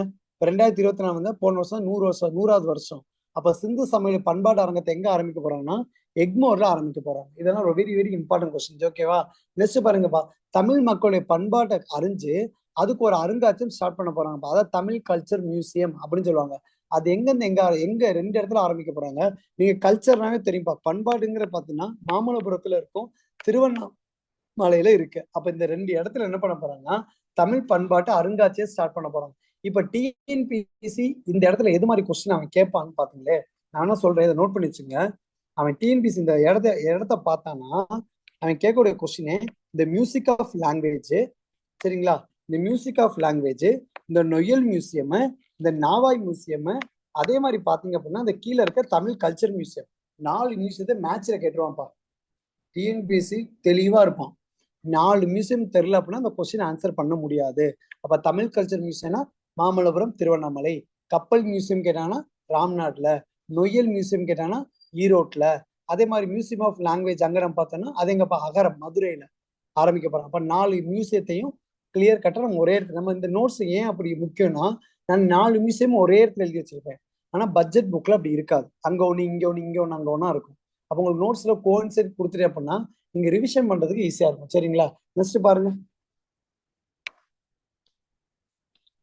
நெக்ஸ்ட் பாருங்கப்பா. அப்ப டிரான்ஸ்ஜெண்டருடைய ஊர்காவல் படையில் திருநங்கை. அப்ப ஹோம் கார்டு போர்ஸ்ல டிரான்ஸ்ஜெண்டருக்குள்ள அப்பாயின் பண்ண போறாங்க. எங்கன்னு பாத்தீங்கன்னா சென்னை, தாம்பரம், ஆவடி. இது லைட்டா நம்ம ரீட் பண்ணிக்கணும். அவ்வளவு இம்பார்ட்டன் கிடையாது. அடுத்தது ரொம்ப இம்பார்ட்டன்ட். அடிப்படை அறிவியல் மற்றும் கணித ஆராய்ச்சி மையம் ஸ்டார்ட் பண்ண போறாங்கப்பா. Basic science and mathematical research centre start பண்ண போறாங்க. எந்த இடத்துல பார்த்தீங்கன்னா சி ஸ்கொயர் வச்சுக்கப்பா. மேக்ஸ் சயின்ஸுங்கிறது சி ஸ்கொயர். மேக்ஸ்னா சி ஸ்கொயர் ஃபார்முலா மாதிரி இருக்கா? அப்போ ஒரு சிங்கிற பார்த்தீங்கன்னா சென்னை, இன்னொரு சிங்கிற பார்த்தீங்கன்னா கோயம்புத்தூர்ப்பா. ஓகேங்களா? இது ஷார்ட் கட்டா ஞாபகம் வச்சுங்க. அப்போ basic science and maths research centre எங்க ஆரம்பிக்க போறாங்கன்னா சென்னை மற்றும் கோயம்புத்தூர்ல ஆரம்பிக்க போறாங்க. இன்னும் நம்ம சிஎம் என்ன சொல்லியிருக்காங்கன்னா, தமிழ்நாட்டுல இருந்து யார் மவுண்ட் எவரெஸ்ட் போறீங்களோ, ஒரு ஆணா இருக்கட்டும் பெண்ணா இருக்கட்டும், யாரு போறீங்களோ உங்களுக்கு கவர்மெண்டே எவ்வளவு கொடுக்க போகுதுன்னா 10 லட்ச ரூபாய் என்ன பண்ண போகுதுப்பா, அலோகேட் பண்ண போறாங்க. இது பேசிக் ஃபேக்ட், தெரிஞ்சு வச்சுங்க. நம்ம நோட்ஸ்ல இருக்கு. அதே மாதிரி இன்னொன்னு என்ன பண்ணிருக்காங்கன்னா செமிகண்டக்டர் மிஷன்ங்கிற டார்கெட் வச்சிருக்காங்கப்பா. இந்த வாட்டி நீங்க பாத்தீங்கன்னு வச்சுங்களேன், நம்ம பாலிசி நோட்ஸ் எடுப்போம். வெறும் இண்டஸ்ட்ரியலுக்கு மட்டுமே பாத்தீங்கன்னா அவ்வளோ செக்டார் கொண்டு வந்திருக்காங்கப்பா. இண்டஸ்ட்ரியல் பாத்தீங்க அப்படின்னா ஒசூர்ல ஆரம்பிக்க போறாங்க, பல்லடம்ல ஆரம்பிக்க போறாங்க, சூலூர்ல ஆரம்பிக்க போறாங்க. இது மாதிரி நிறைய ப்ராஜெக்ட் இண்டஸ்ட்ரியல் செக்டர் டெவலப்மெண்ட்டுக்கு எடுத்துட்டு வந்திருக்காங்க. சரிங்களா? அப்ப டிஎன்பிசி என்ன பண்ணலாம் பாத்தீங்கன்னா, தமிழ்நாடு செமி கண்டக்டர் மிஷன் எந்த வருஷம்னு கேட்டாங்கன்னா 2030பா. இந்த மின்கடத்திக்கு ஒரு லேபுங்கிறது ஒன்று உருவாக்க போறாங்க. எங்கன்னு பாத்தீங்கன்னா சென்னையில. அப்ப செமிகண்டக்டர் லேப் எங்கன்னு கேட்டாங்கன்னா சென்னை. அதே மாதிரி தமிழ்நாடு செமிகண்டக்டர் மிஷன், இந்த இயர் கூட கொஸ்டின் வரலாம்ப்பா. தமிழ்நாடு செமிகண்டக்டர் மிஷன் இயர் என்னன்னு கேட்டாங்கன்னா 2025, 2030, 2040 மாதிரி இயர் வச்சிருவாங்க. ஆன்சர் பாத்தீங்கன்னா 2030. சரிங்களா? அடுத்த பாருங்க, இந்த செமிகண்டக்டருக்கு ஒரு பார்க் வைக்க போறாங்கப்பா. செமிகண்டக்டர் மேனுஃபேக்சரிங் பார்க்னு சொல்லுவாங்க. அதாவது குறைக்கடத்தி உற்பத்தி பூங்கா அப்படின்னு சொல்லுவாங்க. அது பாருங்கப்பா, குறை கடத்தி கடத்துறது பாத்தீங்க அப்படின்னா யாராச்சும் கடத்திட்டு போறாங்க அப்படின்னா எஸ்பி ஈஸியா அவங்க என்ன பண்றாங்கப்பா, எஸ்பிங்கிறவர் அவர் ஈஸியா கேப்சர் பண்ணுவார் போலீஸ். அப்ப எஸ்னா சூலூர், பினா பல்லடம். அப்ப சூலூர் மற்றும் பல்லடத்துல என்ன பண்ண போறாங்க அப்படின்னா குறைக்கடத்தி உற்பத்தி பூங்காங்கிறத உருவாக்க போறாங்க. அப்ப குறைக்கடத்தி உற்பத்தி பூங்காங்கிறது வேற, மினி டைடல் பார்க்குங்கிற வேற. நீங்க பாருங்க, மினி டைடல் பார்க் எங்க ஆரம்பிக்க போறாங்கன்னா விருதுநகர்ல ஆரம்பிக்க போறாங்கப்பா. ஓகேங்களா? மினி டைடல் பார்க்குங்கிற விருதுநகர்ல ஆரம்பிக்க போறாங்க. Semiconductor manufacturing park Sulur, SP ஞாபகம். செமிகண்டக்டர் பார்த்தா எஸ்பி சூலூர் மற்றும் பல்லடம். அத டைடல் பார்க் எங்க ஒசூர்பா. டைடல் பார்க்ங்கிறது ஒசூர்ல ஆரம்பிக்க போறாங்க. ஒசூரே பாத்தீங்கன்னா நாலேஜ் காரிடார் அனௌன்ஸ் பண்ண போறாங்கப்பா. அதாவது ஒசூரை அறிவு வழித்தடம் அப்படின்னு சொல்லுவாங்க. இப்போ ஒசூர் ரிலேட்டா உங்க 2 பாயிண்ட் வச்சிடணும். ஒன்னு பாத்தீங்கன்னா டைடல் பார்க், இன்னொரு பாத்தீங்கன்னா நாலேஜ் காரிடார். ஓகேங்களா? அதே மாதிரி நம்ம இந்த செப்பல் எல்லாம் போறாங்களா, அந்த காலனி எல்லாம், ஆமாப்பா தஞ்சாவூர்ல ஸ்டார்ட் பண்ண போறாங்க. ஆமா, அதே மாதிரி பாத்தீங்க அப்படின்னா புதிய காலனி பூங்காங்கிறது ஸ்டார்ட் பண்ண போறாங்கப்பா. நியூ ஃபுட்வேர் பார்க்குங்கிறது எங்கப்பா, மதுரை மேலூர்லையும் கடலூர்லையும் ஆரம்பிக்க போறாங்க. சரி, ஒரே ஒரு கொஸ்டின் கேட்கிறேன், நீங்க ஆன்சர் பண்ணுங்க. நாவாய் மியூசியம் எங்கப்பா ஸ்டார்ட் பண்ண போறாங்க? பார்க்க கூடாது, நோட்ஸ் பார்க்காம ஆன்சர் பண்ணுங்க. நாவாய் மியூசியம் எங்க? கமெண்ட் பண்ணுங்க பாப்போம். நாவாய் மியூசியம் எல்லாருமே கமெண்ட் பண்ணுங்கப்பா. கிளாஸ்ல நீங்க ஓபன் டு ஆல் மாதிரி எல்லாருமே ஆன்சர் பண்ணுங்க. Ramnad. Noyyal museum, Noyyal museum, Noyyal museum. Okay. Culture museum, culture museum, culture museum Mamallapuram மற்றும் திருவண்ணாமலை. Very good. மாமல்லபுரம் மற்றும் திருவண்ணாமலை. ஓகேப்பா. Museum of languages, museum of languages. Very good, very good, very good, very good. ஓகேப்பா. டைடல் பார்க் எங்க start பண்ண போறாங்க இந்த வருஷம்? டைடல் பார்க், டைடல் பார்க் எல்லாருமே ஆன்சர் பண்ணுங்க. Tidel park. சரி, டைடல் பார்க் கொஸ்டின் கேட்காம மினி டைடல் பார்க் பாருங்க, சின்ன வேர்டு தான். டிஎன்பிஎஸ்ல மினி டைடல் பார்க் பேர் பாருங்க, ஆனா பெருசா இருக்கும். டைடல் பார்க்குக்கு ஆன்சர் சின்னதா ஒசூர்னு இருக்கும். ஆனா மினி டைடல் பார்க் மினிங்கிறது பேர் பெருசா விருதுநகர்னு இருக்கும். ஓகேவா? ஓகேப்பா. அந்த குறைக்கடத்தி உற்பத்தி பூங்கா எங்க ஸ்டார்ட் பண்ண போறாங்க? குறைக்கடத்தி உற்பத்தி பூங்கா விருதுநகர், விருதுநகர். ஓகே ஓகே ஓகேப்பா, ஓகேப்பா. ஓகே, சரி, நெக்ஸ்ட் பாருங்கப்பா. இந்த புதிய காலனி குறைக்கடத்தி உற்பத்தி பூங்கா எங்க? எங்க? விருதுநகரா? பாருங்க, செக் பண்ணுங்க. அது வந்து mini tidal park answer. Okay okay. Sulur மட்டும் எஸ்பி ஞாபகம், சூலூர் மட்டும் பல்லடம். ஓகே, அது போன ஆன்சர் நீங்க எழுதிருக்கீங்களோ? Okay okay okay. நெக்ஸ்ட் பாருங்கப்பா, நமக்கு எக்ஸாம்ல 2 ஞாபகம் வச்சுக்கணும்ப்பா. இந்த இந்த footwear skill training centre SIPCOT கூட சேர்ந்து ஆரம்பிக்கிற வந்து பாத்தீங்கன்னா கள்ளக்குறிச்சிப்பா. முக்கியமான பாயிண்ட்ப்பா. அதான் காலனி திறன் பயிற்சி மையம் சிப்காட் கூட இணைந்து எங்க ஸ்டார்ட் பண்ண போறாங்க? கள்ளக்குறிச்சி. ஆனா கொஸ்டின் பேப்பர்ல காலனி பூங்கா எங்கன்னு கேட்டாங்கன்னா மதுரை மற்றும் கடலூர். அப்ப கொஸ்டின் டிஎன்பிசி கிளியர் கட்டா படிக்கணும். அதான் இங்க முக்கியம். அவன் என்ன கேட்டுப்பானா, காலனி திறன் பயிற்சி மையம் எங்கன்னு கேட்பாங்கன்னா நீங்க கள்ளக்குறிச்சி போடாம என்ன பண்ணிடக்கூடாது, கடலூர்னு என்ன பண்ணக்கூடாது, ஆன்சர் பண்ணிடக்கூடாது. அப்ப கொஸ்டின் நீங்க நீட்டா என்ன வச்சுங்க. அடுத்த புதிய ஏர்போர்ட் ஸ்டார்ட் பண்ண போறாங்கப்பா, எங்கன்னு பாத்தீங்கன்னா ராமேஸ்வரத்துல. சரிங்களா? நெக்ஸ்ட் பாருங்க. நெக்ஸ்ட் பாருங்கப்பா, தமிழ்நாடு கடல்சார் போக்குவரத்து உற்பத்தி கொள்கை. அதாவது தமிழ்நாடு மேரிடைம் டிரான்ஸ்போர்ட் மேனுஃபேக்சரிங் பாலிசிங்க ஒரு பாலிசிய கடலூர் மற்றும் தூத்துக்குடியில ஆரம்பிக்க போறாங்கப்பா. இது ஆரம்பிச்சோம் அப்படின்னா கிட்டத்தட்ட 30,000 பேருக்கு ஜாபுங்கிறது கிடைக்குங்கிறது நம்ம தமிழ்நாடு சேம் அனௌன்ஸ் பண்ணியிருக்காங்க. அப்ப ஞாபகம் வச்சுங்க, தமிழ்நாடு கடல்சார் போக்குவரத்து உற்பத்தி கொள்கை தமிழக அரசு எங்க வந்து ஸ்டார்ட் பண்ண போறதா சொல்லியிருக்காங்க பாத்தீங்கன்னா, ரெண்டுமே கடல் மாவட்டம் தான், கடலோர மாவட்டம் தான். கடலூர் மற்றும் தூத்துக்குடி ரெண்டுமே முக்கியம்ப்பா. Very very important question. நீங்க குரூப் 2க்கு இது மாதிரி கொஸ்டின் எக்ஸ்பெக்ட் பண்ணலாம்ப்பா. இது மாதிரி கொஸ்டின் குரூப் 2ல கேட்பாங்க. தமிழ்நாடுக்கு ஏஇல எல்லாம் இது மாதிரி கொஸ்டின்ஸ் கேட்பாங்கப்பா. தமிழ்நாடு கடல்சார் மற்றும் போக்குவரத்து உற்பத்தி கொள்கையை வந்து ஒரு எங்க ஸ்டார்ட் பண்ண போறோம் பட்ஜெட்ல அனௌன்ஸ் பண்ணிருக்காங்கன்னா கடலூர் மற்றும் தூத்துக்குடி. சரிங்களா? நெக்ஸ்ட் பாருங்கப்பா, நம்ம டிஎன்பிஎஸ்சி லாஸ்ட் டைம் குரூப் 1ல என்ன கேட்டிருந்தாங்கன்னா, யூனியன் கவர்மெண்டோட பட்ஜெட்ல எந்த டிபார்ட்மெண்ட்டுக்கு அதிகமான இன்வெஸ்ட்மெண்ட் கொடுத்துருக்காங்க, அந்த பட்ஜெட் பாத்தீங்க அப்படின்னா அதிகமான இன்வெஸ்ட்மெண்ட் எந்த டிபார்ட்மெண்ட் அதிகமா, டிஃபென்ஸ் டிபார்ட்மெண்ட். அப்போ மேபி நம்ம டிஎன்பிஎஸ்சி என்ன பண்ணிருக்காங்கன்னா, தமிழக அரசு 2024-25 பட்ஜெட்ல எந்த துறைக்கு அதிகமான அமௌண்ட் அலோகேட் பண்ணிருக்கான்னு கேட்டாங்கன்னா, உயர்கல்வியா பள்ளி கல்வித்துறையான்னு எக்ஸாம் டவுட் வரும். நல்லா ஞாபகம், பள்ளி கல்வித்துறைக்கு தான் அதிகமான பட்ஜெட் அனௌன்ஸ் பண்ணியிருக்காங்க. எவ்வளவு பாத்தீங்கன்னா 46,767 கோடி அனௌன்ஸ் பண்ணியிருக்காங்கப்பா. ஓகேங்களா? லாஸ்ட் டைம் நீங்க ஏஇ எக்ஸாம் நீங்க பாத்தீங்கன்னா தெரியும், 2022-23ல ஆதி திராவிட டிபார்ட்மெண்ட்டுக்கு எவ்வளவு பட்ஜெட் அலோகேட் பண்ணியிருக்காங்கன்னு கொஸ்டின் ஏஇல கேட்டிருக்காங்க. நீங்க கொஸ்டின் பேப்பர் இருந்துச்சு அப்படின்னா புரட்டி போட்டு பாருங்க. இந்த ஆதி திராவிட டிபார்ட்மெண்ட்டுக்கு எவ்வளவு பட்ஜெட் அலோகேட் பண்ணிருக்கான்னு சொல்லி டிஎன்பிஎஸ்ல ஃபண்ட் அந்த அமௌண்ட்டை கேட்டிருக்காங்கப்பா. அப்ப இந்த தடவை என்ன பண்ணலாம், கொஸ்டின் அது மாதிரி நம்ம என்ன பண்ணணும், பார்த்து வச்சுக்கணும். இந்த வாட்டி பாத்தீங்கன்னா 39-24 கோடி அலோகேட் பண்ணிருக்காங்க. சரிங்களா? அப்ப எம்எஸ்எம்இக்கு எவ்வளவு பாத்துங்க, 58-33. இதெல்லாம் படிக்கணுமா சார்னு கேட்டா தேவை கிடையாது.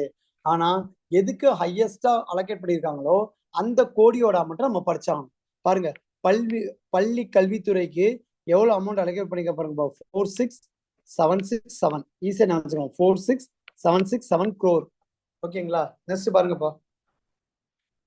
நெக்ஸ்ட் பாத்தீங்க அப்படின்னா நம்ம பட்ஜெட் வரும். பட்ஜெட் பாக்குறதுக்கு முன்னாடி பாத்தீங்க அப்படின்னா ஸ்போர்ட்ஸ்ல பாருங்கப்பா. ஸோ ஸ்போர்ட்ஸ்ல பாத்தீங்கன்னா இந்த 2022ல செஸ் ஒலிம்பியாட் 44வது செஸ் ஒலிம்பியாட் நடந்துச்சுப்பா. எங்க நடந்துச்சு பாத்தீங்கன்னா சென்னையில நடந்திருக்கு. இது முக்கியமான பாயிண்ட். அது மாதிரி 2023 கேலோ இந்தியா கேம் பாத்தீங்கன்னா சென்னையில நடந்திருக்குப்பா. ரெண்டுமே சென்னையில் நடந்தனால நம்ம பார்த்து வச்சுக்கோம். ஏன்னா நம்ம சென்னை தமிழ்நாட்டில் உள்ளது. ஓகேங்களா? அப்ப இந்த செஸ்ல பாத்தீங்க அப்படின்னா தமிழ்நாடு வந்து செஸ்ஸுக்கு பேர் போன ஊருப்பா. இன்னொன்னு பாத்தீங்கன்னா நீங்க நம்ம சிஎம் கூட பேசியிருப்பாரு, செஸ்ஸை வந்து நம்ம சிலபஸ்ல வந்து சப்ஜெக்டாவே கொண்டு வரணும்னு சொல்லி எல்லாம் பேசியிருக்காங்க. சரிங்களா? சிஎம் சொல்லியிருக்காரு. அதாவது கவர்மெண்ட் மற்றும் கவர்மெண்ட் எய்டட் ஸ்கூல்ல செஸ் என்னப்பா பண்ணணும், எல்லா ஸ்கூல்லுமே தமிழ்நாடு சமச்சீர்ல செஸ் ஒரு சிலபஸ்ல புக்கா கொண்டு வர மாதிரி சொல்லியிருக்காங்க. அப்ப நல்ல ஞாபகம் வச்சுங்க, செஸ்ஸை பொறுத்த முடியும் தமிழ்நாட்டுல எத்தனை வேர்ல்டு சாம்பியன் இருக்காங்க பாருங்க, போர்டுல பார்த்து நீங்க ஆன்சர் பண்ணுங்க. இதெல்லாம் கொஸ்டின்ஸ் அப்படியே வரும். தமிழ்நாடு பொறுத்த முடியும் வேர்ல்டு சாம்பியன் 2 பேர் இருக்காங்கப்பா. ஒண்ணு பாத்தீங்கன்னா டி குகேஷ் மற்றும் விஸ்வநாத் ஆனந்த்ங்கிறவங்க 2 பேர் இருக்காங்கப்பா. ஓகேங்களா? அதே எத்தனை கிராண்ட் மாஸ்டர் இருக்காங்கன்னா 31 பேர் இருக்காங்கப்பா. இதெல்லாம் தெரியணும்பா. இதெல்லாம் கரண்ட் அஃபேர்ஸ் பேசிக்கா கேட்டு போயிருவாங்க டிஎன்பிஎஸ்சில குரூப் 4 குரூப் 2ல எல்லாம். நீங்க ஏன் அப்படின்னா நீங்க ஜேடிஓ எழுதிருந்தீங்க அப்படின்னா உங்களுக்கு இந்த கொஸ்டினை பார்த்தோட ஞாபகம் வந்துடணும். கேலோ இந்தியால எத்தனை ஸ்போர்ட்ஸ் மெடல் கொடுத்தாங்கன்னு சொல்லி கேட்டிருந்தாங்க, எத்தனை கேம்னு கேட்டிருந்தாங்க. 23 கேமா 26 கேமான்னு பாத்துங்க. அப்ப நம்ம கேட்கலாம், இப்ப தமிழ்நாட்டுல வேர்ல்டு சாம்பியன் மொத்தம் எத்தனை பேர்னா 2 பேர் செஸ்ல, கிராண்ட் மாஸ்டர் எத்தனை பேர் கேட்டாங்கன்னா 31 பேர். சரிங்களா? நெக்ஸ்ட் பாருங்கப்பா, முதல்வர் படைப்பகம் அப்படின்னா என்ன அப்படின்னா சென்னையில வந்து ஸ்டார்ட் பண்ணிருக்காங்க. எக்ஸாமுக்கு ப்ரிப்பேர் பண்றாங்களா இருந்தாலும் சரி, வீட்லயே ஒர்க் பண்றாங்களா, ஒர்க் ஃப்ரம் ஹோம், அவங்க வேலை பார்க்கறதுக்கும் இந்த இடத்துல போய் என்ன பண்ணலாம்ப்பா, ஒர்க்கும் பண்ணிக்கலாம். இந்த இடத்துல போய் நீங்க எக்ஸாமுக்கு படிச்சுக்கலாம்ப்பா. இதான்ப்பா முதல்வர் படைப்பகம். இப்போ எக்ஸாம்ல கேட்கலாமா? அப்ப பாருங்க, நம்ம ஒரு கொஸ்டின் பார்த்தோம்ல, இளைய பாரதம், ஒரு டிஎன்பிசி ப்ரீவியஸ்ல பார்த்தோம்ல, அதே மாதிரி இதை கூட கொஸ்டின் கேட்கலாம். அப்ப எக்ஸாம் ப்ரிப்பேர் பண்ற ஸ்டூடெண்ட்டுக்கும் வீட்டிலே தொழில் செய்யறவங்க வந்து வீட்டுல இல்லாம ஒரு இடத்துல வந்து உட்கார பண்றதுக்கான தமிழ்நாடு சிஎம் வந்து அனௌன்ஸ் பண்ணிருக்காங்க. அந்த திட்டத்தோட பேர் என்னன்னு கேட்கலாம்ப்பா, முதல்வர் படைப்பகம். இது மாதிரி 4 ஆப்ஷன் செட் பண்ணலாம். ஓகேவா? நம்ம பார்த்துக்கணும். நெக்ஸ்ட் பாருங்கப்பா, கடல்சார் வள அறக்கட்டளை எதுக்கு ஸ்டார்ட் பண்ணிருக்காங்க? இப்ப எக்ஸாம்ல கேட்கலாம்ப்பா. அசஸ்ல கொஸ்டின் கொடுத்துருவாங்க. தற்போது 2023-24 பட்ஜெட்ல தமிழக அரசு கடல்சார் வள அறக்கட்டளை அமைத்துள்ளது. அப்ப ரீசனிங் என்ன வைக்கணும் அப்படின்னா, ரீசனிங் அவன் என்ன வச்சிருப்பான் தெரியுமா? கடல்ல இருக்க வளங்களை பாதுகாக்கிறதுன்னு சொல்லியிருப்பான். கரெக்டாப்பா? இந்த ஸ்டேட்மெண்ட் கரெக்டா? தப்பு. அப்ப அந்த மெரைன் ரிசோர்ஸ் ஃபவுண்டேஷன், கடல்சால் வள அறக்கட்டளைங்கிறது தமிழக அரசு எதுக்கு உருவாக்கி அப்படின்னா, அலையாத்தி காடுகளை பாதுகாப்பதற்காண்டி, அதாவது மேங்க்ரூவ் ஃபாரஸ்ட பாதுகாக்கணும். எம்முக்கு எம் வரும்பா, மெரைன் மேங்க்ரூவ். சரிங்களா? இது எதுக்கு அப்படின்னா நம்மளுக்கு தெரியும், ஃபர்ஸ்ட் லார்ஜஸ்ட் மேங்க்ரூவ் ரிசர்வர்ஸ் எங்கன்னா வெஸ்ட் பெங்கால் சுந்தரபன்ஸ்ல இருக்கு. சுந்தரபன்ஸ் காடுகள், சுந்தரபன்ஸ் வெஸ்ட் பெங்கால்ல. தமிழ்நாட்டுல பாத்தீங்கன்னா இந்த பிச்சைவரத்துல எல்லாம் இருக்கு, பிச்சைவரம். அப்ப அந்த மேங்க்ரூவ் ஃபாரஸ்ட கன்சர்வேட் பாதுகாக்கிறதுக்கான ஒரு ஃபவுண்டேஷன் அறக்கட்டளை ஆரம்பிச்சிருக்காங்க CM side, marine resource foundation. இந்த கொஸ்டின் வரக்கூடிய ஏஇ எக்ஸாம்ல எக்ஸ்பெக்ட் பண்ணலாம்ப்பா. ஏன்னா அதெல்லாம் டிகிரி ஸ்டாண்டர்ட் கொஸ்டின்ஸ், இதெல்லாம் அப்படியே நம்ம அசிஸ்டன்ட் ரீசன்ல கேட்பாங்க. இது வந்து படிக்காம எல்லாருனாலையும் ஆன்சர் பண்ண முடியாது. அவன் மெரைன் பார்த்தோம் நம்ம என்ன நினைச்சோம், கடல்சார் வளக்கட்டளை. ரீசனிங் என்ன வச்சிருப்பான் அப்படின்னா, கடலுடைய வளங்களை வந்து பாதுகாக்கிறதுக்காண்டி, இல்ல கடல்ல இருக்கக்கூடிய கழிவுகளை அகற்றுவதற்காண்டி, அது மாதிரி ஆப்ஷன் வச்சிருவாங்க. நீங்க ஆன்சர் பார்த்து போடணும். சரிங்களா? ஆமாப்பா, சதுப்பு நில காடுகள் தான், அதான் மேங்க்ரோவ் ஃபாரஸ்ட். அலையாத்தி காடுனா அந்த சைட்ல இருக்க அந்த லேண்ட் எல்லாமே, கேட்ச்மெண்ட் ஏரியா எல்லாமே மொத்தமாவே. அந்த மேங்க்ரோவ் ஃபாரஸ்ட்டை பாதுகாக்கணும் அப்படின்னா சுத்தி உள்ள சதுப்பு நிலங்கள் எல்லாத்தையும் நம்ம பாதுகாக்கணும். சரிங்களா? ஓகேப்பா. நெக்ஸ்ட் பாருங்கப்பா, சமூக நல்லிணக்க ஊராட்சி விருதுங்கிறத அனௌன்ஸ் பண்றாங்க. இது எதுக்கு அப்படின்னு பார்த்தோம் அப்படின்னா, ஒரு 10 வில்லேஜை சூஸ் பண்ண போறாங்கப்பா. சரிங்களா? 10 வில்லேஜை சூஸ் பண்ண போறாங்க. ஒவ்வொரு வில்லேஜுக்கும் என்ன பண்ண போறோம், 1 கோடிங்கிறத என்ன பண்ண அனௌன்ஸ் பண்ண போறோம். சமூக நல்லிணக்கம் நம்ம பார்த்தோம்ப்பா, இந்த புதுக்கோட்டை இந்த வேங்க வயல்ல கூட என்ன பண்ணிருக்காங்கப்பா, இந்த டேங்க்ல கழிவுநீருங்கிறத என்ன பண்ணிருக்காங்க, மிக்ஸ் பண்ணி ஒரு பெரிய இஷ்யூ போணுச்சு, நம்ம எல்லாமே தெரியும். அப்ப அந்த சமூக நல்லிணக்கத்தை ஊராட்சிங்கிற பஞ்சாயத்துங்கிறத உறுதி செய்யணும். அப்போ தமிழ்நாட்டில் என்ன பண்ணுவாங்கன்னா, என்ன பெஸ்ட் 10 வில்லேஜ் பஞ்சாயத்து சூஸ் பண்ணி ஒவ்வொரு வில்லேஜுக்கு என்ன பண்ண போறாங்க, இந்த வருஷத்துல இருந்து 1 கோடிங்கிறது அமௌண்ட்டை அனௌன்ஸ் பண்ண போறாங்க. இதெல்லாம் நமக்கு தெரிஞ்சுக்கணும். இந்த பாருங்க, ஏன் நம்ம சிலபஸ் ஒரு வேர்டு இருக்கேப்பா, என்ன பாருங்க சிலபஸ் யூனிட் 9ல social harmony and cornerstone of Tamil Nadu ஒரு வேர்டு இருக்கும் பாருங்க. இந்த சிலபஸ் எடுத்து பார்த்தா அந்த வேர்டு இருக்கும், சோசியல் ஹார்மோனி அப்படின்னு ஒரு வேர்டு இருக்கும். அதுக்காண்டி நம்ம இதை படிச்சுதான். ஓகேவா? நெக்ஸ்ட் பாருங்கப்பா, Tamil Nadu state institute of disaster மேனேஜ்மெண்ட்ங்கிறத ஒன்று ஸ்டார்ட் பண்ண போறாங்கப்பா. அதாவது சென்னையில 50 கோடிக்கு என்ன பண்ண போறாங்க, தமிழ்நாடு டிசாஸ்டர் இன்ஸ்டியூட்டுக்குள்ள ஆரம்பிக்க போறாங்க. அது சேர்மன் யார் தான் இருப்பாங்க, சிஎம் தான்ப்பா இருப்பாங்க. சரிங்களா? சிஎம் தான் அவரோட சேர்மனா இருப்பாங்க. இது முக்கியமானது. இன்னொன்னு பாத்தீங்க அப்படின்னா, இங்க நம்ம பாருங்கப்பா, பட்ஜெட்டுங்கிறத நம்ம இங்க இங்க நம்ம பார்க்க மாட்டோம். பட்ஜெட்டுங்கிறத நம்ம எங்க முக்கியமா பார்ப்போம் அப்படின்னா, நம்ம பாலிசி நோட்ஸ் படிக்கும் போது தான் பட்ஜெட் படிப்போம். இங்க நம்ம நோட்ஸ் முன்னாடி ஏன் கொடுத்துட்டேன் அப்படின்னா, இதை நம்ம பாலிசி நோட்ஸ் படிக்கும் போது, இதை படிக்கும் போதுதான் உங்களுக்கு ஒரு ஐடியா கிடைக்கும். ஏன்னா நம்ம டைரக்டா என்ன பண்ணுவோம்னா, இந்த கலைஞர் கனவு இல்லத்தோட ஃபர்ஸ்ட் ஃபேஸுங்கிறத லைட்டா தெரிஞ்சிருக்கணும். இந்த ப்ராஜெக்ட் ஏன் வந்துச்சுன்னு தெரிவிக்கணும். அப்ப நான் பாலிசி நோட்ஸ் நடத்தும் போது இந்த பட்ஜெட்ஸ் ஃபுல்லாத்தையும் உங்களுக்கு, இந்த பட்ஜெட் உள்ள ஸ்கீம்ங்கிறது உங்களுக்கு தெளிவா இருக்கு. சரிங்களா? இப்ப இந்த இடத்துல பார்த்து நீங்க யாரும் கன்ஃபியூஸ் பண்ண வேணாம். நீங்க இங்க ஒரு தடவை படிச்சுட்டு பாலிசி நோட்ஸ் ஒரு தடவை படிச்சோம் அப்படின்னா, ஒரே இடத்துல நம்ம 2 தடவை படிக்கிற மாதிரி இருக்கும், குழப்பிடும். ஆனா நம்ம ஃபேக்ட் எல்லாமே எடுத்து எழுதி நோட்ஸ், நம்ம பட்ஜெட்ல இருக்கக்கூடிய ஸ்கீம்ஸ் எல்லாத்தையும் நம்ம எடுத்து பார்த்துட்டோம் அப்படின்னா எக்ஸாம் ப்ரிப்பேர் பண்ண ரொம்ப ஈஸியா இருக்கும். எல்லா ஸ்கீமையும் படிக்கணுமாங்கிறத விட பட்ஜெட்ல எந்த ஸ்கீமை பத்தி சிஎம் பேசியிருக்காங்களோ அந்த ஸ்கீம் இம்பார்ட்டன்ட் கொடுக்கணும்.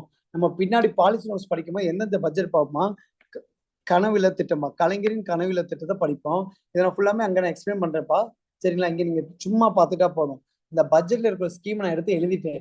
ஆனா இந்த ஸ்கீம் எல்லாத்தையும் உங்களுக்கு நான் வந்து அங்க தெளிவா நடத்தேன். இப்ப நீங்க பாருங்களேன், கனவு இல்லம் திட்டம் எதுக்கு அப்படின்னா 2030க்குள்ள தமிழ்நாட்டுல குடிசை இல்லா தமிழ்நாடு உருவாக்கணும்னு சொல்லியிருக்காங்கப்பா.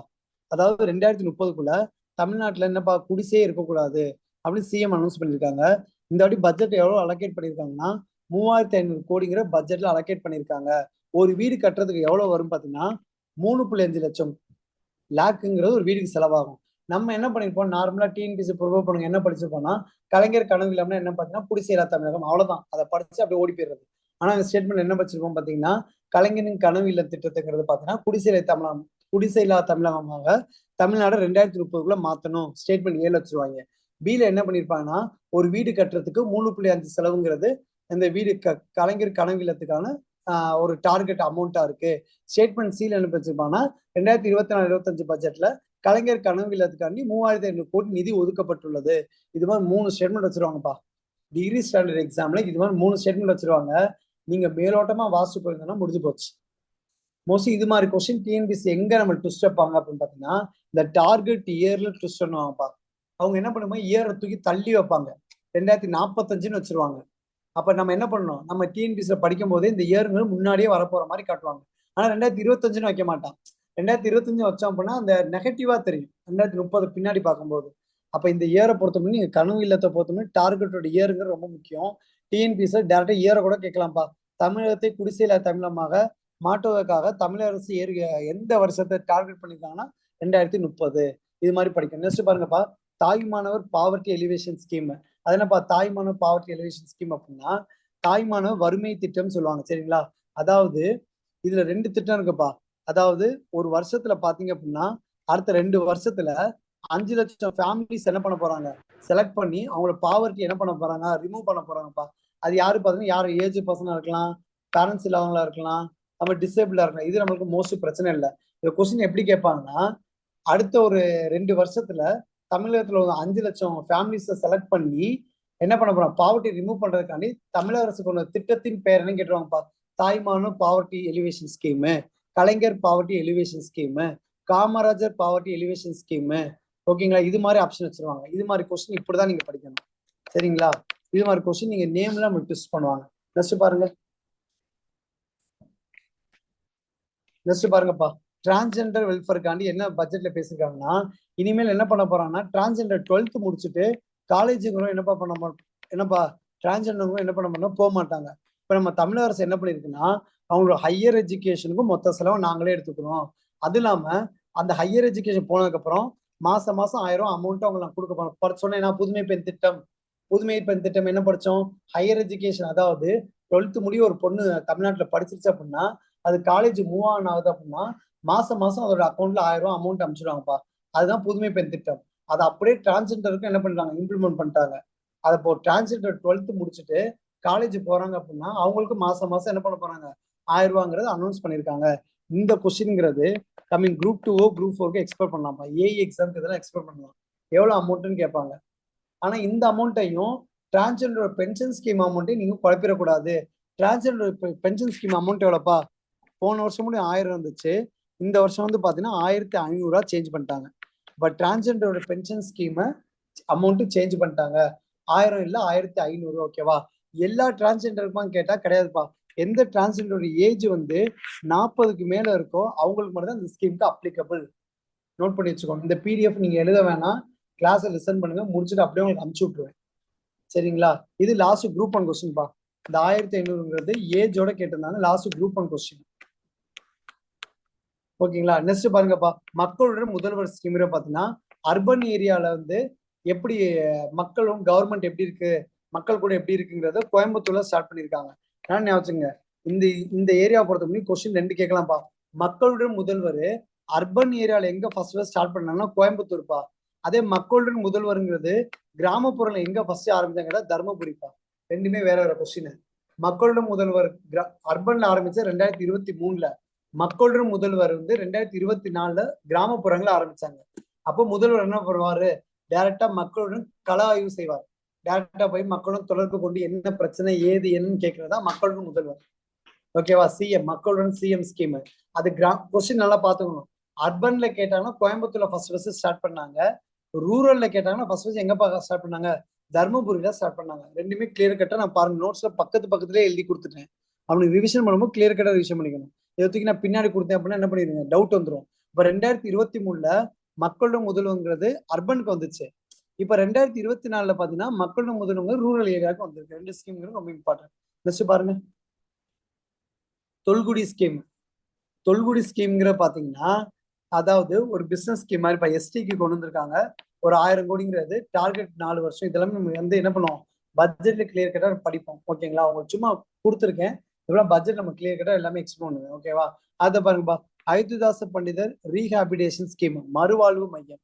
அதாவது என்ன பண்ண போறாங்கன்னா எஸ்டி பீப்புள் இருக்காங்களாப்பா, ஷெட்யூல் ட்ரைபல் பீப்புள், அவங்களுடைய வாழ்க்கையை வந்து பேசிக் ஃபெசிலிட்டிஸ் கொடுக்குறப்பா. டாய்லெட் கட்டி கொடுக்குறது, அவங்க இன்ஃப்ராஸ்ட்ரக்சர் ஃபெசிலிட்டிஸ் கொடுக்குற மாதிரி என்ன பண்ணணும், அடுத்த 5 வருஷத்துல என்ன பண்ண போறாங்க, அவங்களோட லைஃப் இம்ப்ரூவ்மெண்ட் பண்ண போறதுக்காண்டி அயோத்திதாச பண்டிதரோட பேர்ல ஆரம்பிச்சிருக்காங்க. ஓகேவா, நெக்ஸ்ட் பாருங்கப்பா, தொல்குடி திட்டம் பாருங்க. தொல்குடி அக்ரிகல்ச்சர் மேனேஜ்மெண்ட் ஸ்கீம். இது எதுக்கு பாத்தீங்கன்னா 5 இருக்குல்லப்பா, குறிஞ்சி, முல்லை, மருதம், நெய்தல், பாலை. இந்த 5 நிலத்திலோட மக்களுடைய வேலையை இம்ப்ரூவ்மெண்ட் பண்ணணும்ப்பா. அதுதான் தொல்குடி அக்ரிகல்ச்சர் மேனேஜ்மெண்ட் ஸ்கீம் 2024 வந்த ஸ்கீம். சரிங்களா? நெக்ஸ்ட் பாருங்க. அப்பா இது வந்து இந்த டிஎன்பிஎஸ் இந்த 2 கொஸ்டின் கேட்கலாம். இது ரெண்டுமே டவுட்டாகவும் சொல்லிதான் உங்களுக்கு பாக்ஸ் டைப்ல எழுதிட்டேன்ப்பா. அதெல்லாம் நீங்க பாருங்க. பூஞ்சோலை திட்டம் எதுக்கு? இது பூஞ்சோலை திட்டம் போன பட்ஜெட்ல கொண்டு வந்தாங்கப்பா. 2024-25 பட்ஜெட்ல பூஞ்சோலை திட்டம் கொண்டு வந்தாங்க. அன்பு சோலை திட்டம் 2025-26 கொண்டு வந்து இப்ப கொண்டு வந்தது. ரெண்டுக்கும் டிஃபரன்ஸ் முக்கியம்ப்பா. பூஞ்சோலை திட்டங்கிறது சைல்டு மாடல் ஹோம்பா. கோயம்புத்தூர்ல கொண்டு வந்திருக்காங்க. என்ன அப்படின்னா சில குழந்தைகளுக்கு பேரண்ட்ஸ் இருக்க மாட்டாங்க. அப்ப அவங்களுக்கு ஒரு மாடல் ஸ்கூல் உருவாக்கணும். அதான் பூஞ்சோலை. குழந்தைகளுக்கு வந்து பூ ரொம்ப பிடிக்கும் ஆச்சு பூஞ்சோலை. அதே வயசானவங்களுக்கு என்னப்பா பண்ணுவாங்க? என்ன பண்ணுவாங்க?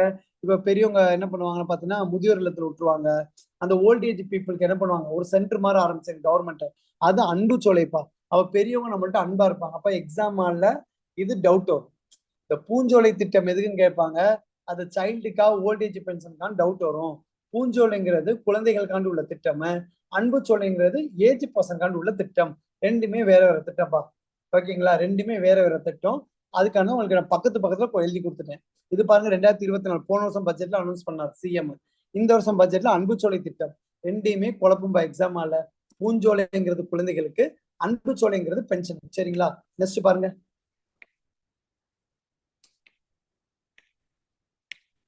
நெக்ஸ்ட் பாருங்கப்பா. இது ஃபுல்லாவே பாத்தீங்கன்னா உங்களுக்கு நான் பட்ஜெட்ல வந்து நம்ம இது ஃபுல்லா தமிழ் புதல்வன் திட்டம் வந்து ஃபர்ஸ்ட் எங்க ஸ்டார்ட் பண்ணாங்க, அதுல யாருக்கு பாத்தீங்கன்னா அதே மாதிரி 12th அதை நம்ம என்ன பண்ணோம்? 10th முடிச்சு 12th முடிச்சு காலேஜ் போக போறோம் அப்படின்னா என்ன பண்ண போறாங்க? 1000 ரூபாங்கிறது உங்களுக்கு மாசம் மாசம் கொடுக்க போறாங்க. அது பாத்தீங்கன்னா தமிழ் புதல்வன் திட்டம். இதனால தமிழ்நாட்டுல 3.80 லேக் ஸ்டூடெண்ட்ங்கிற பெனிஃபிஷரிஸ் ஆயிருக்காங்கப்பா. இது மாதிரி கொஸ்டின்ஸ்ங்கிறது குரூப் 2ல எக்ஸ்பெக்ட் பண்ணலாம், ஏல எக்ஸ்பெக்ட் பண்ணலாம். எவ்வளவு ஆண்கள் அதனால பயனடைஞ்சிருக்காங்க? இனிமேல் ட்ரெண்ட் இது மாதிரி தான் வரும் ஸ்கீம்ஸ்ல. இனிமேல் அதனால எவ்வளவு பேர் பெனிஃபிஷியரி ஆயிருக்காங்கிறது ஸ்கீம்ல கொஸ்டின்ஸ் கேட்பாங்க. பாருங்கப்பா. தாய்மானவர் திட்டம் எதுக்கும் பாருங்க. அதாவது ஒரு ஒரு ஒரு ஸ்டூடெண்ட்டுக்கு அம்மாவும் இல்ல அப்பாவும் இல்ல, 2 பேருமே தவறிட்டாங்க அப்படின்னா ஒரு 50,000 ஸ்டூடெண்ட்டுக்கு மாசம் மாசம் 2000 ரூபாய் என்ன பண்ண போறாங்க? சிஎம் அவங்க அக்கௌண்ட்டுக்கு கொடுக்க போறாங்க. எப்போ அப்படின்னா அப் டு 18 ஏஜ் வரப்பா. இந்த கொஸ்டின் எல்லாரும் இம்பார்ட்டன் போட்டு வச்சுங்க. இது இந்த நீங்க எக்ஸாம்ல எக்ஸாம்ல எதிர்பார்க்கலாம். கீழ்கண்டவற்றுள் தாய்மானவர் திட்டம் எதற்கான திட்டம் அப்படின்னா ஒரு 50,000 ஸ்டூடெண்ட்டுக்கு அவங்க ஏஜ் 18 வரும் வர முடியும். மாசம் மாசம் 2000 ரூபாய் என்ன பண்ண போறாங்க? அவங்களோட அக்கௌண்ட்ல கொடுக்க போறாங்க. ஆனா ஒரு கண்டிஷன், அவங்களுக்கு பேரண்ட்ஸ் இருக்கக்கூடாது. அந்த கண்டிஷன். அடுத்து பார்த்தீங்கன்னா தோழி திட்டம்ப்பா. ஒர்க் பண்ணக்கூடிய பெண்களுக்கு ஹாஸ்டல்ஸ் ஃபார்ம் பண்ண போறாங்க. அதான் தோழி திட்டம். புதுமை திட்டம் படிச்சுட்டோம். இங்க பாருங்களேன். புதுமை பெண் திட்டம் நமக்கு எல்லாமே தெரியும்பா. அதாவது 12th முடிச்சா 1000 ரூபாய் கொடுக்குறாங்கன்னு. பெனிஃபிஷரிஸ் பாருங்க. 4.9 லட்சம் ஸ்டூடெண்ட் வந்து பெனிஃபிஷரி ஆனாப்பா. தமிழ் புதல் திட்டம் 3.80. ரெண்டே ஸ்டேட்மெண்ட்ல கேட்பாங்க. அதனால என்ன ஆயிருக்கு பாத்தீங்கன்னா கிராஸ் என்ரோல்மெண்ட் ரேஷியோ 19% இன்க்ரீஸ் ஆயிருக்கு. தயவு செய்து இந்த நம்பரை இப்பே மனப்பாடம் பண்ணீங்க. இது கொஸ்டினா கேட்கலாம். Very very important. இதெல்லாம் பட்ஜெட் பாலிசி புக்ல இருக்குப்பா. புதுமை பெண் திட்டம்னால எவ்வளவு என்ரோல்மெண்ட் ரேஷியோ இன்க்ரீஸ் ஆயிருக்கு தமிழ்நாட்டுல கேட்டாங்கன்னா 19%. தயவு செய்து இப்பே மனசுல சொல்லி பாத்துக்குங்க. இந்த கொஸ்டின் இந்த நம்பர் அப்படியே ஒன்பதா கொஸ்டின் கேட்கலாம். 19, 22, 32, 42 கொஸ்டின் கேட்பாங்கப்பா. என்ரோல்மெண்ட் ரேஷியோ நார்மலா இப்ப 47 இருக்குன்னா அதோட 19% இன்க்ரீஸ் ஆயிடுச்சுன்னு அர்த்தம். ஓகேவா? அடுத்த பாருங்க கலைஞர் மகளிர் உரிமை தொகையில பெனிஃபிஷரி இருப்பாங்க 1.1. அப்பா இது ஸ்கீம் நான் நடத்தல. ஸ்கீம்ங்கிற தனியா நம்ம டிஎம்கே ஸ்கீம்னு நம்ம கிளாஸ்ல நம்ம ஷெட்யூல்ல போட்டிருக்கோம். அங்கதான் நம்ம எல்லாத்தையும் மென்ஷன் பண்ணுவோம்.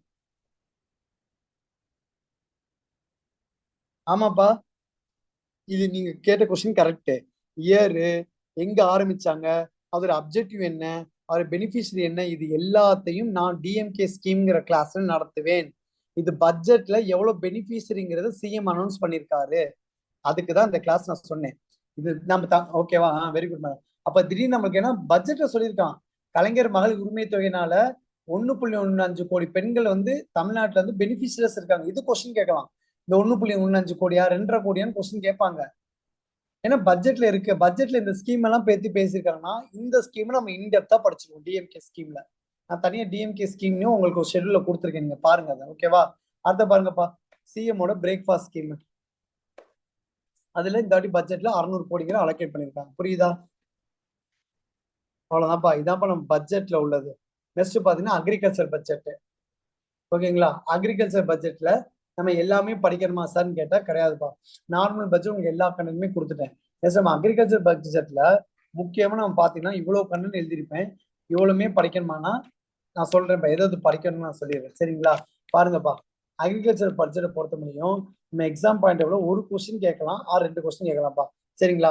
தமிழ்நாடு அக்ரிகல்ச்சரை பொறுத்த முடியும் இந்தியாவிலே தமிழ்நாடு தான் first state agriculture budget announce பண்ணுன்னு சொல்லியிருந்தாங்கன்னா ஸ்டேட்மெண்ட் தப்புப்பா. ஸோ இந்தியாவிலே மொத எந்த ஸ்டேட் அக்ரிகல்ச்சர் பட்ஜெட் போட்டுச்சு பார்த்தீங்கன்னா ஃபர்ஸ்ட் ஸ்டேட் கர்நாடகாப்பா, 2வது ஆந்திரா, 3வது தான்ப்பா தமிழ்நாடு.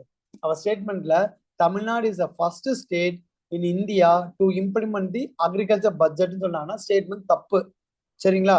அப்ப தமிழ்நாடுங்கிறது ஃபர்ஸ்ட் ஸ்டேட் கிடையாது, தமிழ்நாடு 3rd ஸ்டேட் ஓகேங்களா. அப்ப ஃபர்ஸ்ட் யாருமே கர்நாடகா, 2வது ஆந்திரா சரிங்களா. First point. 2வது பட்ஜெட்ல எவ்வளவு அமௌண்ட் அலோகேட் பண்ணிருக்காங்க பாத்தீங்க அப்படின்னா 45,661 கோடிங்கிறது இந்த ஆண்டு பட்ஜெட்ல அனௌன்ஸ் பண்ணிருக்காங்கப்பா. பாருங்க, இது கூட கொஸ்டின் கேட்கலாம். அப்ப இந்த ஆண்டு பட்ஜெட்டுக்கான அக்ரிகல்ச்சர் பட்ஜெட்டுக்கான டார்கெட் கொஸ்டின் கேட்கலாம். எவ்வளவு பாருங்க, 45ங்கிறது ஞாபகம் வச்சுக்கிட்டா போதும். அந்த 661 கூட தெரியல, 45 தோராயமா 45,661 கோடிங்கிறது அக்ரிகல்ச்சர் பட்ஜெட்டுக்கு சிஎம் அனௌன்ஸ் பண்ணிருக்காங்க ஓகேவா. நெக்ஸ்ட் பாத்தீங்கன்னா மொத்த சாகுபடி பரப்பு அப்படின்னா என்ன சார் அப்படின்னா ஒரு எவ்வளவு ஏரியா, எவ்வளவு லட்சம் ஏக்கர்ல கிராப் ஏரியா கல்டிவேட் பண்ணிருக்காங்க பாத்தீங்கன்னா 151 லட்சம் ஏக்கருக்கு கிராப் ஏரியா கல்டிவேட் பண்ணிருக்காங்க. லாஸ்ட் வருஷத்தோட இந்த வருஷம் ஏரியா இம்ப்ரூவ்மெண்ட் ஆயிருக்கு. அதே மாதிரி டபுள் கிராப் ஏரியாப்பா, 6 மாசத்துக்கு ஒரு தடவை, அடுத்த 6 மாசத்துக்கு ஒரு தடவை பண்ணுவாங்க, அதான் டபுள் கிராப் ஏரியா. அது பாத்தீங்கன்னா 3.360 லட்சம் ஏக்கருக்கு அது இம்ப்ரூவ்மெண்ட் ஆயிருக்குன்னு சொல்றாங்க சரிங்களா. இது படிக்கணுமான்னு கேட்டா தேவை கிடையாதுப்பா சரிங்களா. ஆனா அடுத்து வரக்கூடிய டிஎன்பிஎஸ்சிக்கு ரொம்ப ஃபேவரட்டான இடம். இதுல இருந்து கண்டிப்பா கொஸ்டின்ஸ் டிஎன்பிஎஸ்சி கேட்பாங்க. பாருங்கப்பா, தமிழ்நாடு கேழ்வரகுல ஃபர்ஸ்ட் இருக்குப்பா, ராகில ஃபர்ஸ்ட் இருக்கு, மக்காச்சோளம், எண்ணெய் வித்துக்கள், கரும்பு, maize, oil seeds, sugar cane, இதுல பாத்தீங்கன்னா தமிழ்நாடு செகண்ட் ரேங்க்ல இருக்காப்பா. அதே மாதிரி நிலக்கடலை, மைனர், குறுதானியங்கள்ல தமிழ்நாடு 3ர்ட்ல இருக்கு. அதே மாதிரி கேஷ்யூ நட்ல தமிழ்நாடு 4th இருக்குப்பா. இந்த கேஷ்யூ நட்டுங்கிறது கட்டாயம் படிச்சாகணும். பாருங்க, ஏன்னு சொல்லி பின்னாடி சொல்லுங்க பாருங்க. அப்ப இது மேட்ச்ல கேட்கலாமா. இங்க ராகி கொடுத்தாங்க 1 2 3 கொடுத்துறான்ப்பா. According to Tamil Nadu agriculture budget படி ரேங்க் அசைனிங் பண்ணுங்கன்னு சொல்லிட்டு இங்க ரேங்க் 1, ரேங்க் 2, ரேங்க் 3, ரேங்க் 4 அங்க கேழ்வரகு, எண்ணெய் வித்துக்கள், நிலக்கடலை, முந்திரி அப்படிங்கிறது மேட்ச் பண்ண சொல்லிடுவாங்கப்பா. இது மாதிரி கொஸ்டின் நீங்க அதாவது எக்ஸாம் நீங்க எதிர்பார்க்கலாம் சரிங்களா. அதே மாதிரி பாத்தீங்கன்னா என்ன பண்ணாங்க, எலக்ட்ரிசிட்டி கனெக்ஷன் கொடுக்குறாங்க, இதெல்லாம் நமக்கு தேவையில்லப்பா சரிங்களா. அப்ப ராகில தமிழ்நாடு முதலிடம், தமிழ்நாடு இந்தியா லெவல கம்பேர் பண்ணுப்பா, இந்தியா லெவல கம்பேர் பண்ணி சொல்லுவாங்க. ராகில முதலிடம், எண்ணெய் வித்துக்கள்ல 2ஆம் இடம், அதே மாதிரி கரும்புல 2ஆம் இடம், நிலக்கடையில 3ஆம் இடம், குறுதானியங்கள்ல 3, கேஷ்யூ நட்ல 4வது இடம் சரிங்களா. நெக்ஸ்ட் பாருங்க,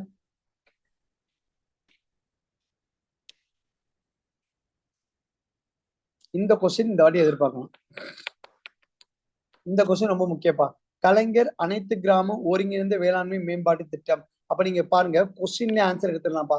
கலைஞர் பேர்ல அனைத்து கிராம ஒருங்கிணைந்த வேளாண்மை அக்ரிகல்ச்சர் இம்ப்ளிமெண்ட் பண்ண, அதாவது 10,187 கிராம பஞ்சாயத்துல தரிசு நில சாகுபடியை என்ன பண்ண போறாங்கப்பா, அதாவது தரிசு நிலத்தை கல்டிவேட் லேண்டா மாத்த போறாங்க.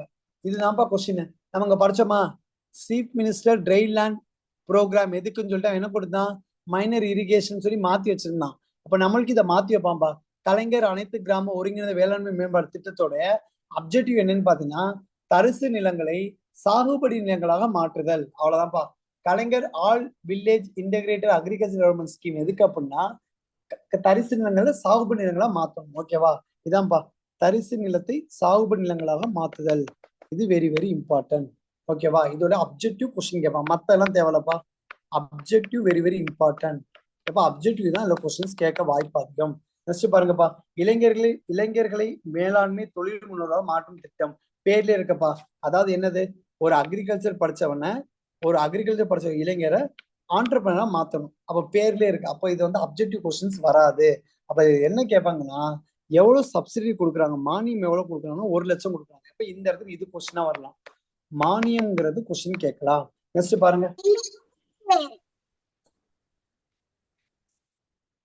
நெக்ஸ்ட் பாருங்கப்பா, முதலமைச்சரின் மண்ணுயிர் காத்து மண்ணுயிர் காப்போம் திட்டம் ஓகேங்களா. இத பாருங்களே, முதலமைச்சரின் மண்ணுயிர் காத்து மண்ணுயிர் காப்போம் திட்டம் ஓகேவா. எம்கே ஸ்கீம் சொல்லுவாங்க. இது லாஸ்ட் வருஷமே இந்த ஸ்கீம்ங்கிறத வந்துருச்சு. இந்த வாட்டி பட்ஜெட் எவ்வளவு அலோகேட் பண்ணிருக்காங்கன்னா 142 கோடி அலோகேட் பண்ணிருக்காங்க. இது டைரக்ட் கொஸ்டினா கேட்பாங்க.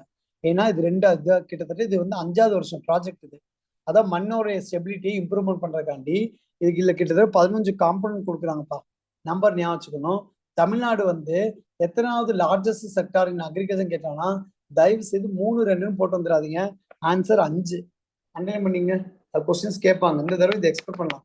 தமிழ்நாடு அக்ரிகல்ச்சர் செக்டார்ல எத்தனாவது லார்ஜஸ்ட் அக்ரிகல்ச்சர் செக்டார்னு கேட்டாங்கன்னா 5வது அக்ரிகல்ச்சர் செக்டார். அப்ப நம்ம ஸ்டேட்டோடைய ஜிடிபி வேல்யூல அக்ரிகல்ச்சர் செக்டாரு 1.5 லட்சம் கோடிங்கிறத இன்வால்வ் பண்ணுதுப்பா. 1.5 lakh crore என்ன பண்ணுது, நம்ம அக்ரிகல்ச்சர் செக்டார்ங்கிறது நமக்கு உள்ள கொடுக்குது. சரிங்களா? அப்போ நல்லா ஞாபகம், தமிழ்நாடு தான் 5th லார்ஜஸ்ட் செக்டார் இன் அக்ரிகல்ச்சர். எவ்வளவு அமௌண்ட் அலோகேட், ஃபார் எக்ஸாம்பிள் நான் உங்களுக்கு புரியுற மாதிரி சொல்றேன் பாருங்களே. இப்போ நம்ம தமிழ்நாட்டு வந்து மொத்த டாக்ஸ் ரெவன்யூ 100 ரூபாய் அப்படின்னா அதுல 1.5 லட்சம் கோடிங்கிறது பாத்தீங்கன்னா அக்ரிகல்ச்சர் மட்டுமே வருதுன்னு வராங்க. ஓகேவா? நெக்ஸ்ட் பாருங்க, முதலமைச்சரின் உழவர் நல சேவை மையம் பேர்ல இருக்கு பாருங்க. அப்ப உழவர்களுடைய சேவைகளுக்காண்டி சிஎம் பேர்ல ஆரம்பிக்கிறாங்க. இதுல முக்கியமா பாத்தீங்கன்னா இந்த சப்சிடி பாத்தீங்கன்னா 30%. ஓகேங்களா? இதுல என்ன முக்கியமான பாயிண்ட் அப்படின்னா இது இந்த வருஷத்துக்கான பட்ஜெட்ல அனௌன்ஸ் பண்ணது, இப்பதான் ஆரம்பிக்க போறாங்க. அப்ப இதுல என்ன கேட்பாங்கன்னா, இப்ப நீங்க வந்து ஒரு உழவர் நல சேவை மையம், முதலமைச்சரின் உழவர் நல சேவை மையத்தோட எய்ம் என்ன அப்படின்னா, ஒரு டிப்ளமோவோ ஒரு காலேஜோ முடிச்ச ஒரு அக்ரிகல்ச்சர் பர்சன் என்ன பண்ணணும்னா ஒரு சென்டர் ஆரம்பிக்கலாம். இப்ப அவன் கையில 10 லட்ச ரூபா இருந்து 20 லட்ச ரூபா இருக்கு. இப்போ ஒரு 12 லட்ச ரூபா, நான் ஒரு அக்ரிகல்ச்சர் வச்சுங்களேன். இப்ப நான் 12 லட்ச ரூபா போட்டு ஒரு சென்டர் ஆரம்பிக்க போறேன், ஒரு சர்வீஸ். இந்த சென்டரோட எய்ம் என்ன அப்படின்னா, விதைகளுடைய முக்கியத்துவம் இருக்குப்பா. நீங்க விதைகள் வேணா அங்க விதைகள் வாங்கிக்கலாம், இல்ல உரங்களை எப்படி யூஸ் பண்ணலாம்னு சொல்லி உரங்கள் வாங்கிக்கலாம். அதுக்கு எப்படி கைட் பண்றது எல்லாத்தையும் சொல்லி தந்துருவாங்கப்பா. அதான் முதலமைச்சரின் உழவர் நல சேவை மையம். ஓகேவா? இது வந்து எதுக்குன்னு கேட்டாங்கன்னா, ஒரு விதைகள் விற்கலாம், உரங்களை விற்கலாம், அது இல்லாம அங்க உரங்கள் நீங்க வாங்கிக்கலாம், அங்க எப்படி அந்த உரத்தை யூஸ் பண்ணலாம் அதை கூட அவங்க கைட் பண்றாங்க. அதுதான் முதல்வரின் உழவர் நல சேவை மையம். முக்கியமான கொஸ்டின், இந்த வாட்டி புதுசா பட்ஜெட்ல அனௌன்ஸ் பண்ணிருக்காங்க. நெக்ஸ்ட் பாருங்க, நெக்ஸ்ட் பாருங்கப்பா, மலைவாழ் உழவர் முன்னேற்ற திட்டம் பேர்ல இருக்கு. அதாவது மலையில இருக்கக்கூடிய ஃபார்மருடைய முன்னேற்றம் பண்ண போறாங்க. இதுல முக்கியமான பாயிண்ட், இந்த கொஸ்டின் கொடுத்து எவ்வளவு கோடின்னு கேட்பாங்கப்பா. 22.80 கோடிங்கிறத அனௌன்ஸ் பண்ணியிருக்காங்க. சரி, மலைவாழ் இல்லாம டெல்டா இல்லாத ஒரு 29 டிஸ்ட்ரிக்ட்டுக்கு 102 கோடி அலோகேட் பண்ணி அந்த நெல் சாகுபடி இன்க்ரீஸ் பண்ண போறாங்க. இது நம்மளுக்கு எக்ஸாமுக்கு தேவை கிடையாது. ஆனா மலைவாழ் உழவர் முன்னேற்ற திட்டம்னு ஒரு திட்டம் இருக்க தெரியணும்பா. அப்ப கொஸ்டின் கேட்கலாம், அக்ரிகல்ச்சர்ல கீழ்கொண்டு எந்த திட்டம் இந்த வாட்டி அனௌன்ஸ் பண்ணிருக்கான்னு சொல்லி கொஸ்டின்ஸ் கேட்கலாம். ஓகேப்பா, நெக்ஸ்ட் பாருங்கப்பா. நான் சொன்னேன்னா நீங்க ஆன்சர் பண்ணுங்க. கேஷ்யூ நட்ல தமிழ்நாடு என்ன ரேங்க்ல இருக்கு? ஒரு நிமிஷம் வாட்டர் குடிச்சுக்கிறேன், நீங்க எனக்கு ஆன்சர் பண்ணுங்க. தமிழ்நாடு கேஷ்யூ நட் என்ன ரேங்க்ல இருக்கு? ஆன்சர் பண்ணுங்களே.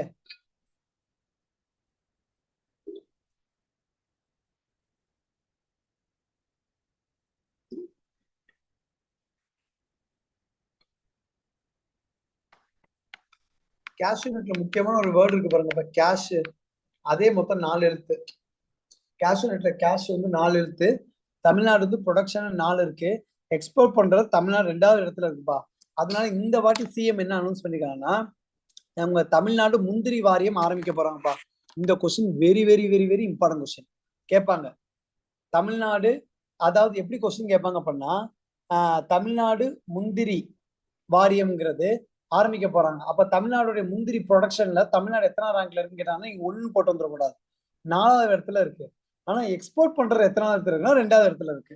ஓகேங்களா? இந்த முந்திரிக்கு பேர் போன ஊர் எதுன்னு பாத்தீங்கன்னா, தேனி, விழுப்புரம், கடலூர், அரியலூர், புதுக்கோட்டைப்பா. இப்ப தேனி, விழுப்புரம், கடலூர், அரியலூர், புதுக்கோட்டை இவங்க எல்லாம் முந்திரிக்கு பேர் போன ஊரு. இந்த ஊர்ல என்ன பண்ண போறாங்க, எல்லாத்துலயும் வாரியம் அமைக்க போறாங்கப்பா. This is very very very important question. தயவுசெய்து தூங்குறவங்க கண்ணு முடிச்சு கொஸ்டின் கேளுங்க. தமிழ்நாடு கேஷ்யூ போர்டுங்கிற ஆரம்பிக்க போறாங்க, தமிழ்நாடு முந்திரி வாரியம் ஆரம்பிக்க போறாங்க. சரிங்களா? நெக்ஸ்ட் பாருங்க. அதனாலதான் இந்த கொஸ்டின் இம்பார்ட்டன்ட். இது வந்து பாத்தீங்கன்னா இந்த கொஸ்டின் கேட்க வாய்ப்புகள் இருக்கான்னு தெரியல. ஏன் அப்படின்னா நம்ம சிஎம் இதை வந்து ப்ரொபோஸ் பண்ணிருக்காங்கப்பா ஜிஐ டேக்கு. கப்பல்பட்டி கரும்பு முருங்கை, திண்டுக்கல் கப்பல் கட்டி கரும்பு முருங்கை, ஆயக்குடி கொய்யாக்கா, நத்தம் புளி, வேதாரண்யம் முல்லை, நல்லூர் வரகு, கடலூர், இது எல்லாத்தையும் ஜிஐ டேக் ப்ரொபோஸ் பண்ணிருக்காங்க. இன்னும் இதுக்கு அனௌன்ஸ் பண்ணல, ப்ரொபோஸ் பண்ணிருக்காங்க. இன்னும் 1 மாசத்துல வந்துடும். நம்ம எக்ஸாம் எழுதுற முன்னாடி அனௌன்ஸ் பண்ணி விட்டுருவாங்க. அப்ப கரண்ட் அஃபேர்ஸ்ல மேத்ஸ்ல கேட்டுருவாங்கப்பா. பாருங்களே, இது நீங்க ஞாபகம் வச்சுங்க. கொய்யாக்கா. அப்போ கொய்யாக்கா சாப்பிட்றதா இருக்கு பாருங்கப்பா. கொய்யாக்கா, புளி, முருங்கை. அப்ப முருங்கைக்கீரையை சமைச்சு அதுல கொய்யாக்கா புளி வச்சு சாப்பிட்டா நல்லா இருக்கும். திண்டுக்கல்ல சாப்பிடுறீங்க. அது ஒரு ஒரு கதை. திண்டுக்கல்ல போய் எல்லாம் பிரியாணி தான் சாப்பிடுவாங்க. ஆனா நீங்க போய் என்ன சாப்பிட்டு வரீங்க? முருங்கக்காய், கொய்யாக்காய், புளி 3 சாப்பிட்டு வரீங்க. இல்ல திண்டுக்கல்ல போய் பிரியாணி சாப்பிட்டு உங்க வீட்டுக்கு போகும்போது இதெல்லாம் வாங்கிட்டு போறீங்கன்னு ஞாபகம் வச்சுக்கோங்க. முருங்கை, கொய்யாக்காய், புளி. அப்ப டக்குன்னு காலைல கேட்ட எக்ஸாம்ல ஞாபகம் வரும். ஏற்கனவே இங்க நான் பாடுறது தூக்கத்துல பாடுற மாதிரி இருக்கும்னு நினைக்கிறேன். ஓகேங்களா? பட்ஜெட் கிளாஸ் அப்படிதான்ப்பா இருக்கும். ஏன்னா நீங்க முன்னாடியே நான் உங்களுக்கு ஃபர்ஸ்ட் கிளாஸே நடத்தினேன் அப்படின்னா நீங்க அதிகமா ரிவிஷன் பண்ணுவீங்க. அதுக்காக தான் இந்த டாபிக் நம்ம வச்சோம். சரிங்களா? நெக்ஸ்ட் பாருங்க, எம்.எஸ். சுவாமிநாதன். இது நம்ம கொஸ்டின் கேட்கலாம். எம்.எஸ். சுவாமிநாதன் இப்ப நம்ம இறந்து போயிட்டாரு லாஸ்ட் வருஷம். ஓகேங்களா? அப்ப இவங்க பேர்ல என்ன பண்றாங்கன்னா நம்ம சிஎம் ஒரு ரிசர்ச் கண்டுபிடிக்க போறாங்கப்பா. அக்ரிகல்ச்சர் புதுசா நீங்க என்னென்னலாம் கண்டுபிடிக்கிறீங்களோ அது எல்லாமே இந்த ரிசர்ச் சென்டர்ல இருக்கும்பா. 1 கோடிக்கு இந்த ப்ராஜெக்ட்ங்கிறத அனௌன்ஸ் பண்ணியிருக்காங்க. அதே மாதிரி எம்.எஸ். சுவாமிநாதனுடைய ஒரு கோட்ஸுங்கிறத சிஎம் அனௌன்ஸ் பண்ணியிருக்காருப்பா. அந்த பட்ஜெட்ல பார்த்தா தெரியும். அவர் என்னமா சொல்லியிருக்காரு? எம்.எஸ். சுவாமிநாதன் அவர் இறந்துட்டாரு. அவர் என்ன சொல்லியிருக்காருன்னா, நாடுகளின் எதிர்காலமானது தானியங்களை சார்ந்திருக்கிறது, துப்பாக்கிகளை சார்ந்து இல்லை. The future belong to the nation with the grains and not to the guns. இது நம்ம பட்ஜெட்ல வாசிச்சிருக்காங்கப்பா. நோட் பண்ணீங்க. இது அப்படியே கொஸ்டின் கேட்கலாம். இதை கொடுத்து இந்த கோர்ஸை கொடுத்து யார் சொன்னாங்கன்னு கொஸ்டின் கேட்பாங்க. எம்.எஸ். சுவாமிநாதன் சொல்லியிருக்காங்க. இது இந்த வாட்டி குரூப் 1ல எக்ஸ்பெக்ட் பண்றேன் அந்த கொஸ்டின். நாடுகளுடைய எதிர்காலமானது தானியங்களை சார்ந்து இருக்கிறது, துப்பாக்கி முனைகளே அல்ல அப்படின்னு சொல்லி யார் சொன்னாங்கன்னா டாக்டர் எம்.எஸ்.எஸ் சொல்லியிருக்காருப்பா. எம்.எஸ். சுவாமிநாத ஐயர் சொல்லியிருக்காரு. சுவாமிநாதர் சொல்லியிருக்காரு. ஓகே, இவர் தான் ஃபாதர் ஆஃப் கிரீன் ரெவல்யூஷன் சொல்லுவாங்க. சரிங்களா? நெக்ஸ்ட் பாருங்க. நெக்ஸ்ட் பாருங்கப்பா, உழவரை தேடி வேளாண் துறை. இது நல்லா ஞாபகங்கப்பா. இந்த கொஸ்டின்ங்கிறது ஒரு ஸ்கீம்பா, புது ஸ்கீம். அதான் என்ன சொல்லியிருக்காங்கன்னா மாசத்துக்கு, அதாவது ஒரு மாசத்துக்கு 2 தடவையாச்சும் என்ன பண்ணணும்னு பாத்தீங்கன்னா அக்ரிகல்ச்சர் டிபார்ட்மெண்ட்டோடைய பிளாக் லெவல் ஆபீசரும் ஒரு சயின்டிஸ்டும் என்ன பண்ணணும் பார்த்தீங்கன்னா மக்கள்கிட்ட போயிட்டு ஆலோசனை வழங்கணும். பயிர் எப்படி, பயிர்ல எப்படி தொழில்நுட்பங்கள் எப்படி இருக்குங்கிறத எல்லாத்தையும் எடுத்து சொல்லணும்னு சொல்லியிருக்காங்கப்பா சிஎம். அதான் வில்லேஜ் அவுட்ரீச் ப்ரோக்ராம் சொல்லுவாங்க. திருப்பியும் சொல்றேன், நல்லா ஞாபகம் வச்சுங்க. உழவர்களை தேடி வேளாண் துறை திட்டம். அது என்னன்னா ஒரு மாசத்துக்கு 2 தடவையாச்சும் ஒரு பிளாக் லெவல் ஆபீசரு அந்த கிருஷி வித்யா கேந்திரால நிறைய சயின்டிஸ்ட் இருப்பாங்க. அதுல ஒரு சயின்டிஸ்ட் போய் என்ன பண்ணும் பாத்தீங்கன்னா உங்களுடைய அந்த வில்லேஜ் பர்டிகுலர் அசைன் பண்ண வில்லேஜ்ல போயிட்டு மக்களுக்கு அக்ரிகல்ச்சர் ரிலேட்டடா இருக்க ஆலோசனை வழங்குறது, அவங்க பயிர் தொழில்நுட்பங்களை சொல்லிக் கொடுக்கறது, புது புது மிஷினரிஸோட எவாலுவேஷனை பத்தி சொல்றது, அவரோட யூசஸ் அண்ட் பர்பஸை பத்தி சொல்றது எல்லாத்தையும் பண்ண சொல்லியிருக்காங்கப்பா. அது திட்டத்தோட பேர் தான் உழவரை தேடி வேளாண் துறை திட்டம். ஓகேங்களா? நெக்ஸ்ட் பாத்தீங்கன்னா பயிர் காப்பீடு திட்டம். இதெல்லாம் தேவையில்லப்பா, இதெல்லாம் நம்ம கொஸ்டின்ஸ் வராது. பயிர் காப்பீடு திட்டம் எவ்வளவுங்கிற கொஸ்டின்ஸ் எல்லாம் நம்ம கேட்க மாட்டாங்க. நெக்ஸ்ட் பாருங்கப்பா, தமிழ்நாடு வேளாண் காடுகள் கொள்கை. அப்பா இது இது நீங்க பாத்துட்டீங்களோ? ஓகே, எழுதிட்டேன். இது நீங்க என்னன்னு கெஸ் பண்ணி பாருங்க. நீங்க ஆன்சரை பார்க்காம யோசிச்சு பாருங்களேன். தமிழ்நாடு வேளாண் காடுகள் கொள்கைன்னு சொல்லி ரீசனிங் என்ன வச்சிருக்கணும் யோசிச்சு பாருங்களேன். என்ன சொல்லிருக்காங்க தெரியுமா நம்ம சிஎம்? அதாவது சந்தன மரம் செம்மரங்களை நம்ம காடுல போய் வெட்டினா அது நம்ம பேர் அஃபென்ஸ், தப்பு. இப்ப சிஎம் என்ன சொல்லிருக்காங்கன்னா நீங்க சந்தன மரம் செம்மரங்களை வீட்டிலேயே வளங்க, வீட்டுல வளர்ந்து அதை விற்க நீங்களே வீட்டுல வளர்த்து அதை என்ன பண்ணலாம், சேல் பண்ற மாதிரி பண்ணிக்கலாம்னு சொல்லி புது திட்டம்பா. நீங்க போய் திருடுறது கொஞ்சம் கம்மி பண்ணலாம். அப்ப தமிழ்நாடு வேளாண் காடுல இந்த சந்தன மரங்கள் எல்லாம் நீங்க என்ன பண்ணலாம், கவர்மெண்ட் நாம்ஸ் படி நம்ம வாங்கி ப்ரொசீஜர் இருக்குப்பா. சும்மா நீங்க சந்தன மரம் வீட்டுல வச்சு வெட்டுறது கிடையாது. கவர்மெண்ட் நாம்ஸ் எல்லாம் நிறைய இருக்கு. இப்ப நீங்களே என்ன பண்ணலாம், வளர்க்கலாம். அதுக்கான அமௌண்ட் கொடுக்கறது எல்லாமே இருக்கு. இது புது ஸ்கீம், இதெல்லாம் கேட்கலாம். தமிழ்நாடு வேளாண் காடுகள் கொள்கையில சந்தன மரங்கள் செம்மரங்களை வளர்த்து விற்கலாம், அதுக்கு தனி ஒரு கொள்கையை ஆரம்பிச்சிருக்காங்க. சரிங்களா? அதே மாதிரி அடுத்த வருஷம் என்ன பண்ண போறாங்க, பருத்து சாகுபடி திட்டத்தை அனௌன்ஸ் பண்ணிருக்காங்க. பழைய திட்டம் இதெல்லாம், இதோட எக்ஸ்பான்ஷன் இந்த சொல்லியிருக்காங்க. அப்ப அக்ரிகல்ச்சர் பட்ஜெட்டை பொறுத்த முடியும் ட்விஸ்ட் வைக்கிறது, அமௌண்ட் எல்லாம் கேட்க மாட்டான்ப்பா. எதுக்குன்னு நம்ம தெரிஞ்சா போவோம். இப்ப தமிழ்நாடு வேளாண் காடுகள் கொள்கைங்கிறது சந்தமர செம்மங்களை வளர்க்கறதுக்கு, அந்த பாயிண்ட் தெரிஞ்சா போதும். அதே மாதிரி பாத்தீங்க அப்படின்னா உழவர் தேடி வேளாண் துறைங்கிறது எதுக்கு அதுன்னு தெரிஞ்சா நம்ம போகணும். சரிங்களா? நெக்ஸ்ட் பாருங்க. அதாவது ஒரு ஃபார்மர் ஆக்சிடென்ட்ல இறந்து போயிட்டாங்கன்னா போன வருஷம் முன்னாடி 1 லட்ச ரூபா கொடுத்துருந்தாங்கப்பா. இந்த வருஷம் 2 லட்ச ரூபா உங்களுக்கு இன்க்ரிமெண்ட் கூட 1 லட்ச ரூபா கொடுக்குறாங்க. இறந்தே போயிட்டாரு. அப்போ ஒரு ஆக்சிடென்ட்ல ஒரு ஃபார்மர் இறந்து போட்டாங்கன்னா அவங்க 2 லட்ச ரூபா உங்களுக்கு கவர்மெண்ட் கொடுக்குதுப்பா. இல்ல ஆக்சிடென்ட் ஆகி உங்களுக்கு கைகால் இறந்துட்டாரு அப்படின்னா போன வருஷமும் 20,000 ரூபாய் கொடுத்துருந்தாங்க. இந்த வருஷமும் நம்ம தமிழ்நாடு சிஎம் வந்து 1 லேக் கொடுக்குறாங்கப்பா. அதே மாதிரி இறந்து போனவங்களை இந்த ஃபர்னல் இருக்குல்லப்பா எரிக்கிறது, அதுக்கு வந்து போன வருஷம் பார்த்தீங்கன்னா 2,500 ரூபாய் கொடுத்தாங்க. இந்த வருஷம் 10,000 ரூபாய் பட்ஜெட்ல அனௌன்ஸ் பண்ணிருக்காங்கப்பா. இதெல்லாம் எக்ஸாம்ல கேட்பாங்களான்னு கேட்டா கிடையாதுப்பா. இது நம்ம பட்ஜெட்ல சொல்லியிருக்காங்க, தெரிஞ்சுக்கணும். அதே மாதிரி அடுத்த 5 இயர் பிளானுக்கு என்ன பண்ண போறாங்கன்னா தமிழ்நாடு மில்லட் மிஷன் கொண்டு மில்லட்னா என்னப்பா, தானியங்கள். ஓகேவா, பாத்துங்க 5 இயர்ஸ் லாஸ்ட் டார்கெட் இயர் மட்டும் முக்கியம்ப்பா. டார்கெட் இயர் பாருங்க 2027ல இருந்து 2028க்குள்ள என்ன பண்ணும், மில்லட் மிஷன் கொண்டு வந்திருக்காங்க. நெக்ஸ்ட் பாருங்க, இந்த நேஷனல் மிஷன் ஃபார்மிங் தேவையில்ல, நம்ம கேஷ்யூ நட்டுக்கு இது பாருங்கப்பா, cash award for highest production. ஏன் ஞாபகம் வச்சுங்க, இது இந்த வாட்டி இது வந்து எப்படி கொஸ்டின் கேட்பாங்கன்னா, நம்ம தமிழ்நாட்டுல டாப் 3 ஃபார்மரை சூஸ் பண்ணுவாங்கப்பா. யாரு அப்படின்னா, யார் வந்து ஹையஸ்ட் ப்ரொடக்ஷன் உற்பத்தி கொடுக்குறா. அப்ப இப்ப ஃபார் எக்ஸாம்பிள் பாருங்க, இப்ப நாங்க வந்து கரும்பு போட்டிருக்கோம்னு வச்சுக்கோங்களேன், கரும்புல நாங்க ஹையஸ்ட் ப்ரொடக்ஷன் கொடுத்தோம் அப்படின்னா தமிழ்நாடு கவர்மெண்ட் டாப் 3 ஃபார்மர் எங்களை சூஸ் பண்ணி எங்களுக்கு 2.5 லட்சம் ரூபாய் ஃபர்ஸ்ட் பிரைஸ் கொடுக்குறாங்கப்பா. இப்படி நம்ம ஒரு ஃபர்ஸ்ட் பிரைஸை கொடுத்தோம் அப்படின்னா ஃபார்மருடைய ப்ரொடக்ஷன் அதிகமா இருக்கும், ஸ்டேட்டோட ஜிடிபி கான்ட்ரிபியூஷன் ஹை பண்ணலாம்ப்பா. இது ஒரு நல்ல திட்டம், ஃபர்ஸ்ட் டைம் கொண்டு வந்திருக்காங்க. இப்ப இந்த இடத்துல நீங்க இந்த பிரைஸ் மட்டும் படிச்சுங்க. அப்ப இப்படி ஒரு ஸ்கீம் இருக்கு அப்படின்னா பிரைஸ் கூட கேட்கலாம் முதல் தர வரனால. ஓகேங்களா, அப்போ ஒரு விவசாயம் என்ன பண்ணலாம், என்கரேஜ் பண்றது, அவங்க ப்ரொடக்ஷன் இன்க்ரீஸ் பண்ண சொல்லி கவர்மெண்ட் என்கரேஜ் பண்ணி நம்ம ஜிடிபி இம்ப்ரூவ்மெண்ட் பண்றதுக்காண்டி அந்த ஸ்கீம். நெக்ஸ்ட் பாருங்கப்பா, இந்த வருஷம் வந்து நம்மாழ்வார் அவார்டு கொடுக்குறாங்கப்பா. ஏன் நம்மாழ்வார் முக்கியம் சொல்லவா, இங்க பாருங்களே, இங்க பாருங்க, நம்ம கொஸ்டின்ல பாருங்களேன், இந்த அக்ரிகல்ச்சர் நம்மாழ்வார் ஒரு வேர்டா இருக்காரு பாருங்க, இந்த நீல் ஜெயராமன் இருக்காங்க பாருங்களே, இவங்க இதே மாதிரி நம்மாழ்வாரும் வருவார். அதனால நம்ம பார்ப்போம் ப்ரீவியஸ் கொஸ்டின்ல. அதனால நம்மாழ்வார் ரிலேட்டட் என்ன பண்றாங்க பாத்தீங்கன்னா, கவர்மெண்ட்ல இங்க பாருங்க, நம்மாழ்வார் அவார்டுங்க பாத்தீங்க அப்படின்னா பெஸ்ட் ஆர்கானிக் ஃபார்மர், அதாவது அந்த யூரியா இந்த கெமிக்கலை யூஸ் பண்ணாம ஆர்கானிக்ல இருக்க ஒரு ஃபார்மருக்கு, பெஸ்ட் ஆர்கானிக் ஃபார்மருக்கு ஒரு அவார்டு கொடுக்குறாங்க.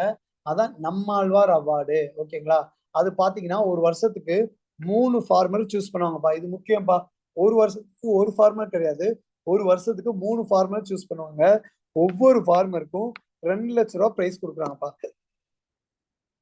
இந்த கொஸ்டின் எப்படி கேட்பாங்கன்னா, பெஸ்ட் ஆர்கானிக் ஃபார்மருக்கு யாருடைய பேர்ல தமிழக அரசு அவார்டு கொடுக்குது, Nammalvar award, M S. Swaminathan award, APJ Abdul Kalam award, Gandhi அவார்டும் கொடுத்துருவாங்க. பேரு ஆன்சர் என்னப்பா, பெஸ்ட் ஆர்கானிக் ஃபார்மருக்கான அவார்டு பேர் என்ன? தயவுசெய்து நான் கேட்கிறேன் அப்படின்னா அதை டைப் பண்ணுங்க, ஏன்னா இதெல்லாம் எக்ஸாம்ல வரக்கூடிய கொஸ்டின், ஃபர்ஸ்ட் டைம் கொடுக்குறாங்க. யார் பேர்ல, நம்மாழ்வார் அவார்டு. Very good. அப்ப நம்மாழ்வார் பேர்ல என்ன கொடுக்குறாங்க, அவார்டுங்கிறத என்ன பண்றாங்க, தமிழக அரசு கொடுக்குறாங்க. நெக்ஸ்ட் பாத்தீங்கன்னா தமிழ்நாடு அக்ரோ ஃபாரஸ்ட்ரி பாலிசி அப்படின்னா என்னப்பா, அக்ரோனா என்னது, அக்ரோனா மரம், அந்த ஓகே. அப்ப தமிழ்நாட்டுல நீங்க அதிகமா மழை பெய்யணும் அப்படின்னா, மழை பெய்யணும் கண்டிப்பா என்னப்பா தேவை, ட்ரீங்கிறது தேவை. அப்ப ட்ரீங்கிறது இப்ப அழிஞ்சிட்டே வருது. அப்ப மக்கள் என்ன பண்ணணும், ட்ரீயை நட வச்சோம் அப்படின்னா நமக்கு ரெயின்ஃபாலும் கிடைக்கும், சாயிலுக்கு ஸ்ட்ரென்த் கிடைக்கும். சரி, எப்படிப்பா மழை பெய்ஞ்சா சாயிலுக்கு இது கிடைக்கும், ஹெல்த் கிடைக்கும், சொல்லுங்க பாப்போம். எப்படி சாயிலுக்கு எப்படி ஹெல்த் கிடைக்கும்? நீங்க மரம் வளர்த்தீங்க அப்படின்னா அந்த மரத்துல இருந்து கீழே என்னப்பா விழுகும், இலை விழுகுமா, அந்த இலை என்னப்பா விழுகும், மண்ணுக்கு நியூட்ரிஷன் கொடுக்கும், அதான் சாயில் ஹெல்த். சரிங்களா, அதுதான் தமிழ்நாடு அக்ரோ பாலிசி ஃபாரஸ்ட்ரி. இந்த இது கேட்பாங்கப்பா, இது தமிழ்நாடு அக்ரோ ஃபாரஸ்ட்ரி பாலிசினா என்னன்னு தெரிஞ்சுக்கணும். எய்ம்ல மாத்தி மாத்தி வைப்பாங்க, ரெயின்ஃபாலுக்கு, இல்ல ஃபாரஸ்ட்ல மரத்தை வளர்க்கறதுக்கு, இல்ல வந்து அக்ரிகல்ச்சர்ல வந்து டிஃபாரஸ்டேஷன் காடை அழிக்கிற தடுக்கிறதுக்கு, அது மாதிரி 4 ஆப்ஷன் வச்சிருவாங்க. தமிழ்நாடு அக்ரோ ஃபாரஸ்ட்ரி பாலிசிங்கிறது பாத்தீங்கன்னா சாயிலோட ஹெல்த்தை இம்ப்ரூவ்மெண்ட் பண்றதுக்குப்பா. சரிங்களா, நெக்ஸ்ட் பாருங்க, நெக்ஸ்ட் பாருங்கப்பா, international exposure visit to the farmer. இது நல்ல ஸ்கீம்பா. அதாவது என்ன பண்ண போறாங்கன்னா, தமிழ்நாட்டில் ஒரு 100 விவசாயிகளை நம்ம சிஎம் என்ன பண்ண போறாருன்னா ஜப்பான், சைனா, வியட்நாமுக்கு கூட்டி போறாருப்பா. அதான் international exposure visit of farmers. அங்க கூட்டி போயிட்டு என்ன பண்ண போறாங்க, அங்க போய் என்னப்பா பண்ண போறாங்க, அதாவது விவசாயத்துல நல்ல பக்கவா ஃபார்மர்ஸுங்க விவசாயம் பார்த்தீங்கன்னா ஜப்பான், சைனா, வியட்நாம்னு சூப்பரா இருக்கும். அப்ப இங்க இருக்க ஃபார்மர் அங்க கூட்டி போனோம்னா அங்க என்னென்ன டெக்னாலஜி யூஸ் பண்றாங்க, அங்க எப்படி எல்லாம் டெவலப்மெண்ட் இருக்கு விசிட் பண்ணோம் அப்படின்னா நம்மளோட அக்ரிகல்ச்சர் டெவலப்மெண்ட் கொஞ்சம் யூஸ்ஃபுல்லா இருக்கிறதுக்காண்டி நம்ம சிஎம்ங்கிறது நியூ டெக்னாலஜிக்காண்டி எடுத்துட்டு போறாங்க. வெரி குட்பா. அது எங்கெங்க பார்த்து வச்சுங்கப்பா. Japan, China, Vietnam. சரிங்களா? இதுக்கு 2 கோடி பட்ஜெட் அலோகேட் பண்ணியிருக்காங்க. அதே மாதிரி சோலார் பம்ப் பவர் செட் கொண்டு வந்திருக்காங்கப்பா. அதாவது small farmer, marginal farmer, SC ST இவங்க எல்லாமே இந்த சோலார் பம்ப் பவர் செட் வச்சாங்க அப்படின்னா அவங்களுக்கு 70% மானியம் கொடுக்குறாங்கப்பா. ஓகேங்க. அதர் மற்றவங்களுக்கு பாத்தீங்கன்னா 60% மானியம் கொடுக்குறாங்க. சரிங்களா? நெக்ஸ்ட் பாத்தீங்கன்னா நம்ம எக்கனாமிக் சர்வேங்கிற நெக்ஸ்ட் கிளாஸ் பார்ப்போம்ப்பா. சரிங்களா? இன்னைக்கு நம்ம கொஸ்டின் டிஸ்கஷன் பண்ணனால நம்ம எக்கனாமிக் சர்வே பார்க்க முடியல. நம்ம எக்கனாமிக் சர்வே 1950ல பாத்தீங்க அப்படின்னா 1950க்கு அப்புறம் இப்ப 2025 கிட்டத்தட்ட இத்தனை வருஷம் ஆகி first time Tamil Nadu government economic சர்வேங்கிறது அனௌன்ஸ் பண்றாங்கப்பா. இது வெரி வெரி இம்பார்ட்டன்ட் டாபிக். நம்ம திங்கட்கிழமை ஃபர்ஸ்ட் வந்தோடனே நம்ம எக்கனாமிக் சர்வே முடிச்சுதான் நம்ம கிளாஸ்க்குள்ள போவோம். சரிங்களா? அங்க பாத்துக்கலாம்ப்பா. பாருங்க நோட்ஸுங்கிறது இங்க நம்ம கிளியர் கட்டா எடுத்தாச்சு. எக்கனாமிக் சர்வே நம்ம என்னென்ன படிக்க இங்க பாருங்கப்பா. நம்ம கேட்ட கொஸ்டின் இங்க இருக்கு பாருங்கப்பா. தமிழ்நாடு எக்கனாமிக் growthல எவ்வளவு ரேட் கேட்டிருந்தாங்களா கொஸ்டின்ல? கேட்டிருந்தாங்களாப்பா டிஎன்பிசி ப்ரீவியஸ் கொஸ்டின்ல 8.23 இருந்துச்சா? அப்ப இந்த வருஷம் எவ்வளவு சொன்னேன்? 9.69. இது இந்த வாட்டி எக்ஸ்பெக்ட் பண்ணக்கூடிய கொஸ்டின். இதெல்லாம் உங்களுக்கு தெளிவா உங்களுக்கு சொல்லி தரேன்ப்பா. உங்களுக்கு கிளாஸ்ல நம்ம வந்து என்ன பண்ண போறேன்? மனப்பாடம் பண்ண வச்சிருவேன். இது ஃபுல்லாமே உங்களுக்கு பாருங்க. அவ்வளோ 3 பேஜ் தான். கிளாஸ் வந்து மனப்பாடம் பண்ண வச்சிருவேன். சரிங்களாப்பா? சரிப்பா. இன்னைக்கான கிளாஸ் எப்படிப்பா இருந்துச்சு? எல்லாத்தையும் கொஞ்சம் இன்னைக்கான கிளாஸ் எப்படின்னு சொல்லுங்க.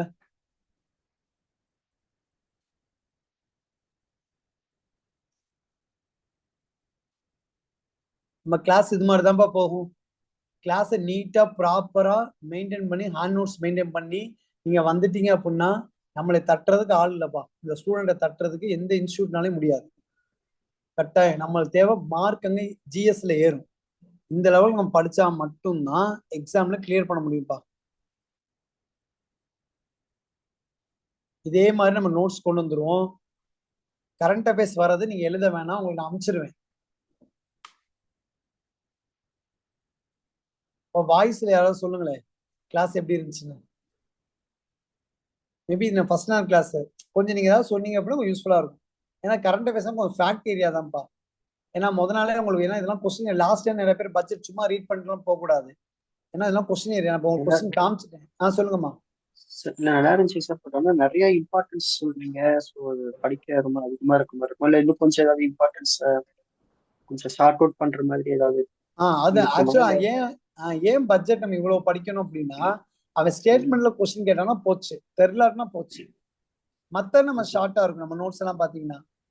ஏன்னா பட்ஜெட்டை பொறுத்த முடியும் டிஎன்பிசி அந்த கொஸ்டின் எதுல எடுப்பானே தெரியாது. பாத்தீங்களா இப்ப டிஎன்பிசி ப்ரீவியஸ் கொஸ்டினை நம்ம பார்த்தோம். இங்க பாருங்க அக்ரிகல்ச்சர் பட்ஜெட்லயே பாருங்க.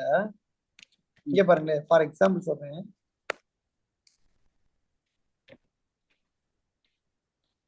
இங்க பாருங்களேன் இப்ப சிஎம் பிரேக்ஃபாஸ்ட் ஸ்கீம்னு இருக்கு. இது நம்ம நார்மல் ஸ்கீம் தான். இங்க பாருங்க ஆனா சின்ன இம்ப்ளிமெண்ட்ல வச்சுட்டாங்க. நாளைக்கு இது வந்து வேற ஸ்டேட்மெண்ட் இங்க வச்சுட்டானா எவ்வளவு பெனிஃபிஷரிஸ் கொடுத்துட்டாங்கன்னா புரியுதுங்களா? அதுதான் நம்மளுக்கு பிரச்சனை. ஏன்னா அவன் மார்க்க சொல்லிட்டான், 5 மார்க் கேட்க போறேன்னு சொல்லிட்டான். அந்த இடத்துல அவன் பட்ஜெட் மட்டும் இப்படி படிச்சாகணும். கண்டிப்பா கண்டிப்பா. அதனாலதான் நம்ம ஸ்டூடெண்ட் வந்து இங்க பாருங்களே இந்த கொஸ்டின் பாருங்க. தமிழ்நாடு பட்ஜெட் அக்ரிகல்ச்சர் பட்ஜெட் 2022-23 கேட்டிருக்கான். சிஎம் ட்ரைலேண்ட் டெவலப்மெண்ட் மிஷனோட டார்கெட்ல டவுட் வச்சுட்டான். கரெக்டா? அது மாதிரி கீழே பாருங்களே ட்ரெடிஷனல் பேடி வெரைட்டிஸ்க்கு வந்து யாரு நெல் ஜெயராமன் மிஷன் சொல்லுவாங்க. இது நம்மளுக்கு தெரியும் நெல் ஜெயராமன் பேடின்னு. இப்ப நாளைக்கு நமக்கு இதுல வேற கேட்டுட்டாங்கன்னா ஸ்டேட்மெண்ட்ல கண்டிப்பா கண்டிப்பா நம்மளுக்கும் மற்ற ஸ்டூடெண்ட் எட்ஜ் கொடுக்கறது இதுதான். அதனால நான் முதல் கிளாஸ்லயே இது கொஞ்சம் ஃபேக்டா எழுதியே கொடுத்துரு. இதை நான் ஆக்சுவலா நோட்ஸ் யாருக்கும் ப்ரொவைட் பண்ண மாட்டோம். ஏன்னா இது நம்ம ஸ்டூடெண்ட்டை கொடுத்துட்டீங்கன்னா நம்ம எழுதுறதுக்கே நீங்க எல்லாம் கொஞ்சம் டைம் எடுக்கும் சொல்லி இப்ப நம்ம கொடுத்துரும் அப்படின்னா இதை பிரிண்ட் அவுட் போட்டு ஒரு 2-3 நாள் ரிவிஷன் பண்ணா மண்டையில் நின்று போயிடும். இப்போ மற்ற ஸ்டூடெண்ட்க்கு நம்ம ஸ்டூடெண்ட் எட்ஜ் கொடுக்குற இந்த கரண்ட் அஃபேர்ஸ் ஏரியா தான். கண்டிப்பா கண்டிப்பா. ஆனா மத்த எல்லாம் ரொம்ப ஈஸியா இருக்கும், பயமே இருக்காது. மத்த எல்லாம் ரொம்ப ஈஸியா இருக்கும். இங்க ஓகேங்களா? ஓகேங்க. வேற யாராச்சும்?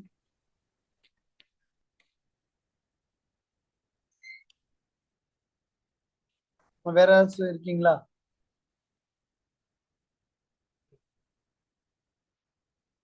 ஓகேவா? ஓகே சொல்லுங்கப்பா. ரொம்ப யூஸ்ஃபுல்லா இருந்துச்சு. ஏன்னா லாஸ்ட் டைம்ல நாங்க கரண்ட் அஃபேர்ல இந்த மாதிரி பார்த்துட்டு போறது ஸ்கீம்ஸ் ஓகே எல்லாம். ஆனா இது வந்து முன்னாடியே கிடைக்கிறதே ரொம்ப ஹெல்ப்ஃபுல்லா தான் இருக்கு. Okay madam, okay madam, okay madam, okay madam, thank you. வேற யாராச்சும்? ஜிஎஸ்ங்கிற ஒன் டைம் இன்வெஸ்ட்மெண்ட் மாதிரி ஒரு தடவை படிச்சு கிளியர் கட்டா போட்டோம் அப்படின்னா முடிஞ்சு சார். கரண்ட் அஃபேர்ஸ் கிளாஸ் இப்போ கரண்ட் அஃபேர்ஸ் பார்த்தீங்க அப்படின்னா எவ்வளோ முன்னே படிக்கணும்னு சொல்றாங்க. வெரி குட், அது டவுட் உங்களுக்கு கிளியர் பண்றேன். இப்போ கரண்ட் அஃபேர்ஸை பொறுத்த முடியும் ஒரு விஷயம் நல்லா தெரிஞ்சுங்கப்பா. நார்மலா பாத்தீங்க அப்படின்னா 6 to 8 மந்த்ங்கிறது எந்த ஒரு டிகிரி ஸ்டாண்டர்ட் எக்ஸாம் வந்தாலும் நீங்க ப்ரிப்பேர் பண்ணியே ஆகணும். நான் ஏஇ எக்ஸாம் வச்சு சொல்றேன் பாருங்க.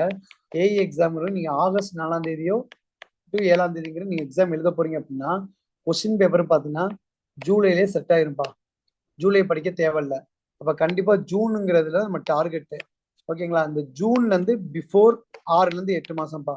For example Jan, Feb, March, April, May, June. அப்போ 1 2 3 4 5 6 வந்துச்சா? நான் எதுல இருந்து எடுக்கிறேன்னா டிசம்பர் 2024ல இருந்து எடுக்கிறேன்ப்பா. நான் ஜான் 2025 வந்துருச்சா? நான் டிசம்பர் 24ல இருந்து உங்களுக்கு ஜூன் 2024 என்ன பண்ணுவேன், கரண்ட் அஃபேர்ஸ் எடுத்து கொடுத்துருவேன்ப்பா. நீங்க பயப்பட தேவையில்ல. நீங்க தனியா கரண்ட் அஃபேர்ஸ் எதுவும் அவசியம் கிடையாது. நானே உங்களுக்கு கரண்ட் அஃபேர்ஸ் எடுத்து கொடுத்துருவேன். சென்ட்ரல் கவர்மெண்ட் பட்ஜெட் நானே எடுத்துருவேன். படிக்கணும். சென்ட்ரல் கவர்மெண்ட் பட்ஜெட்ல என்ன படிக்கணும் அப்படின்னா, ஒரு ஸ்கீம் சென்ட்ரல் கவர்மெண்ட் பட்ஜெட் படிக்கிறீங்க அப்படின்னா அதுல ஸ்டேட்டோடைய பெர்சன்டேஜ் இருக்குப்பா.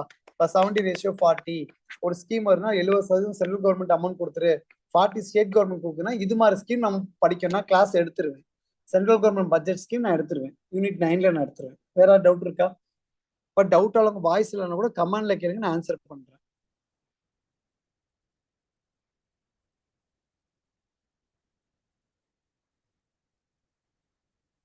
அவ்வளவுதானாப்பா? டவுட் யாருக்கும் இல்லையா?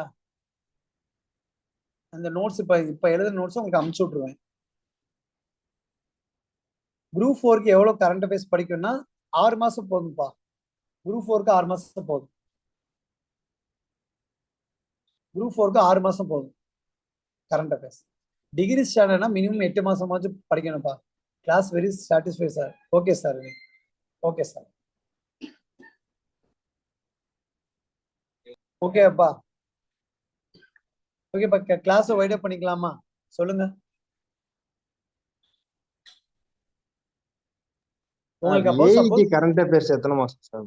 அப்ப ஏஐக்கு வந்து பாத்தீங்கன்னா மினிமம் 6ல இருந்து 8 மாசம் ப்ரிப்பேர் பண்ணணும். மினிமம் 6ல இருந்து 8 மாசம். அதை நான் உங்களுக்கு எடுத்துருவேன். உங்களுக்கு டிசம்பர்ல இருந்து நான் எடுக்கிறேன். நம்ம மண்டே கிளாஸ் பாத்தீங்கன்னா அடுத்த நம்ம 10:30ல இருந்து 11 மணி வரை பாத்தீங்கன்னா ஒரு 15 மினிட்ஸ் திருக்குறள் பார்ப்போம், 15 மினிட்ஸ் கரண்ட் அஃபேர்ஸ் பார்ப்போம். நம்ம டிசம்பர்ல நம்ம ஸ்டார்ட் பண்ண போறோம் எக்ஸாம் பாயிண்ட் ஆஃப் வியூல. சரிங்களா? வேற யாருக்காச்சும் doubt? Thank you Muthar sir. Okay, class very useful. Thank you sir. வேற யாராச்சும்? இப்போ கிளாஸை வைட் அப் பண்ணலாமாப்பா? சொல்லிருங்க. ஓகேப்பா.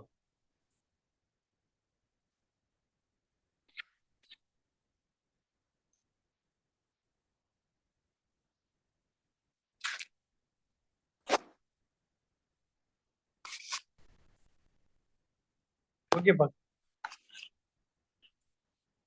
Thank you sir. ஓகேம்மா, ஓகே, தேங்க்யூ, தேங்க்யூ. ஓகேப்பா.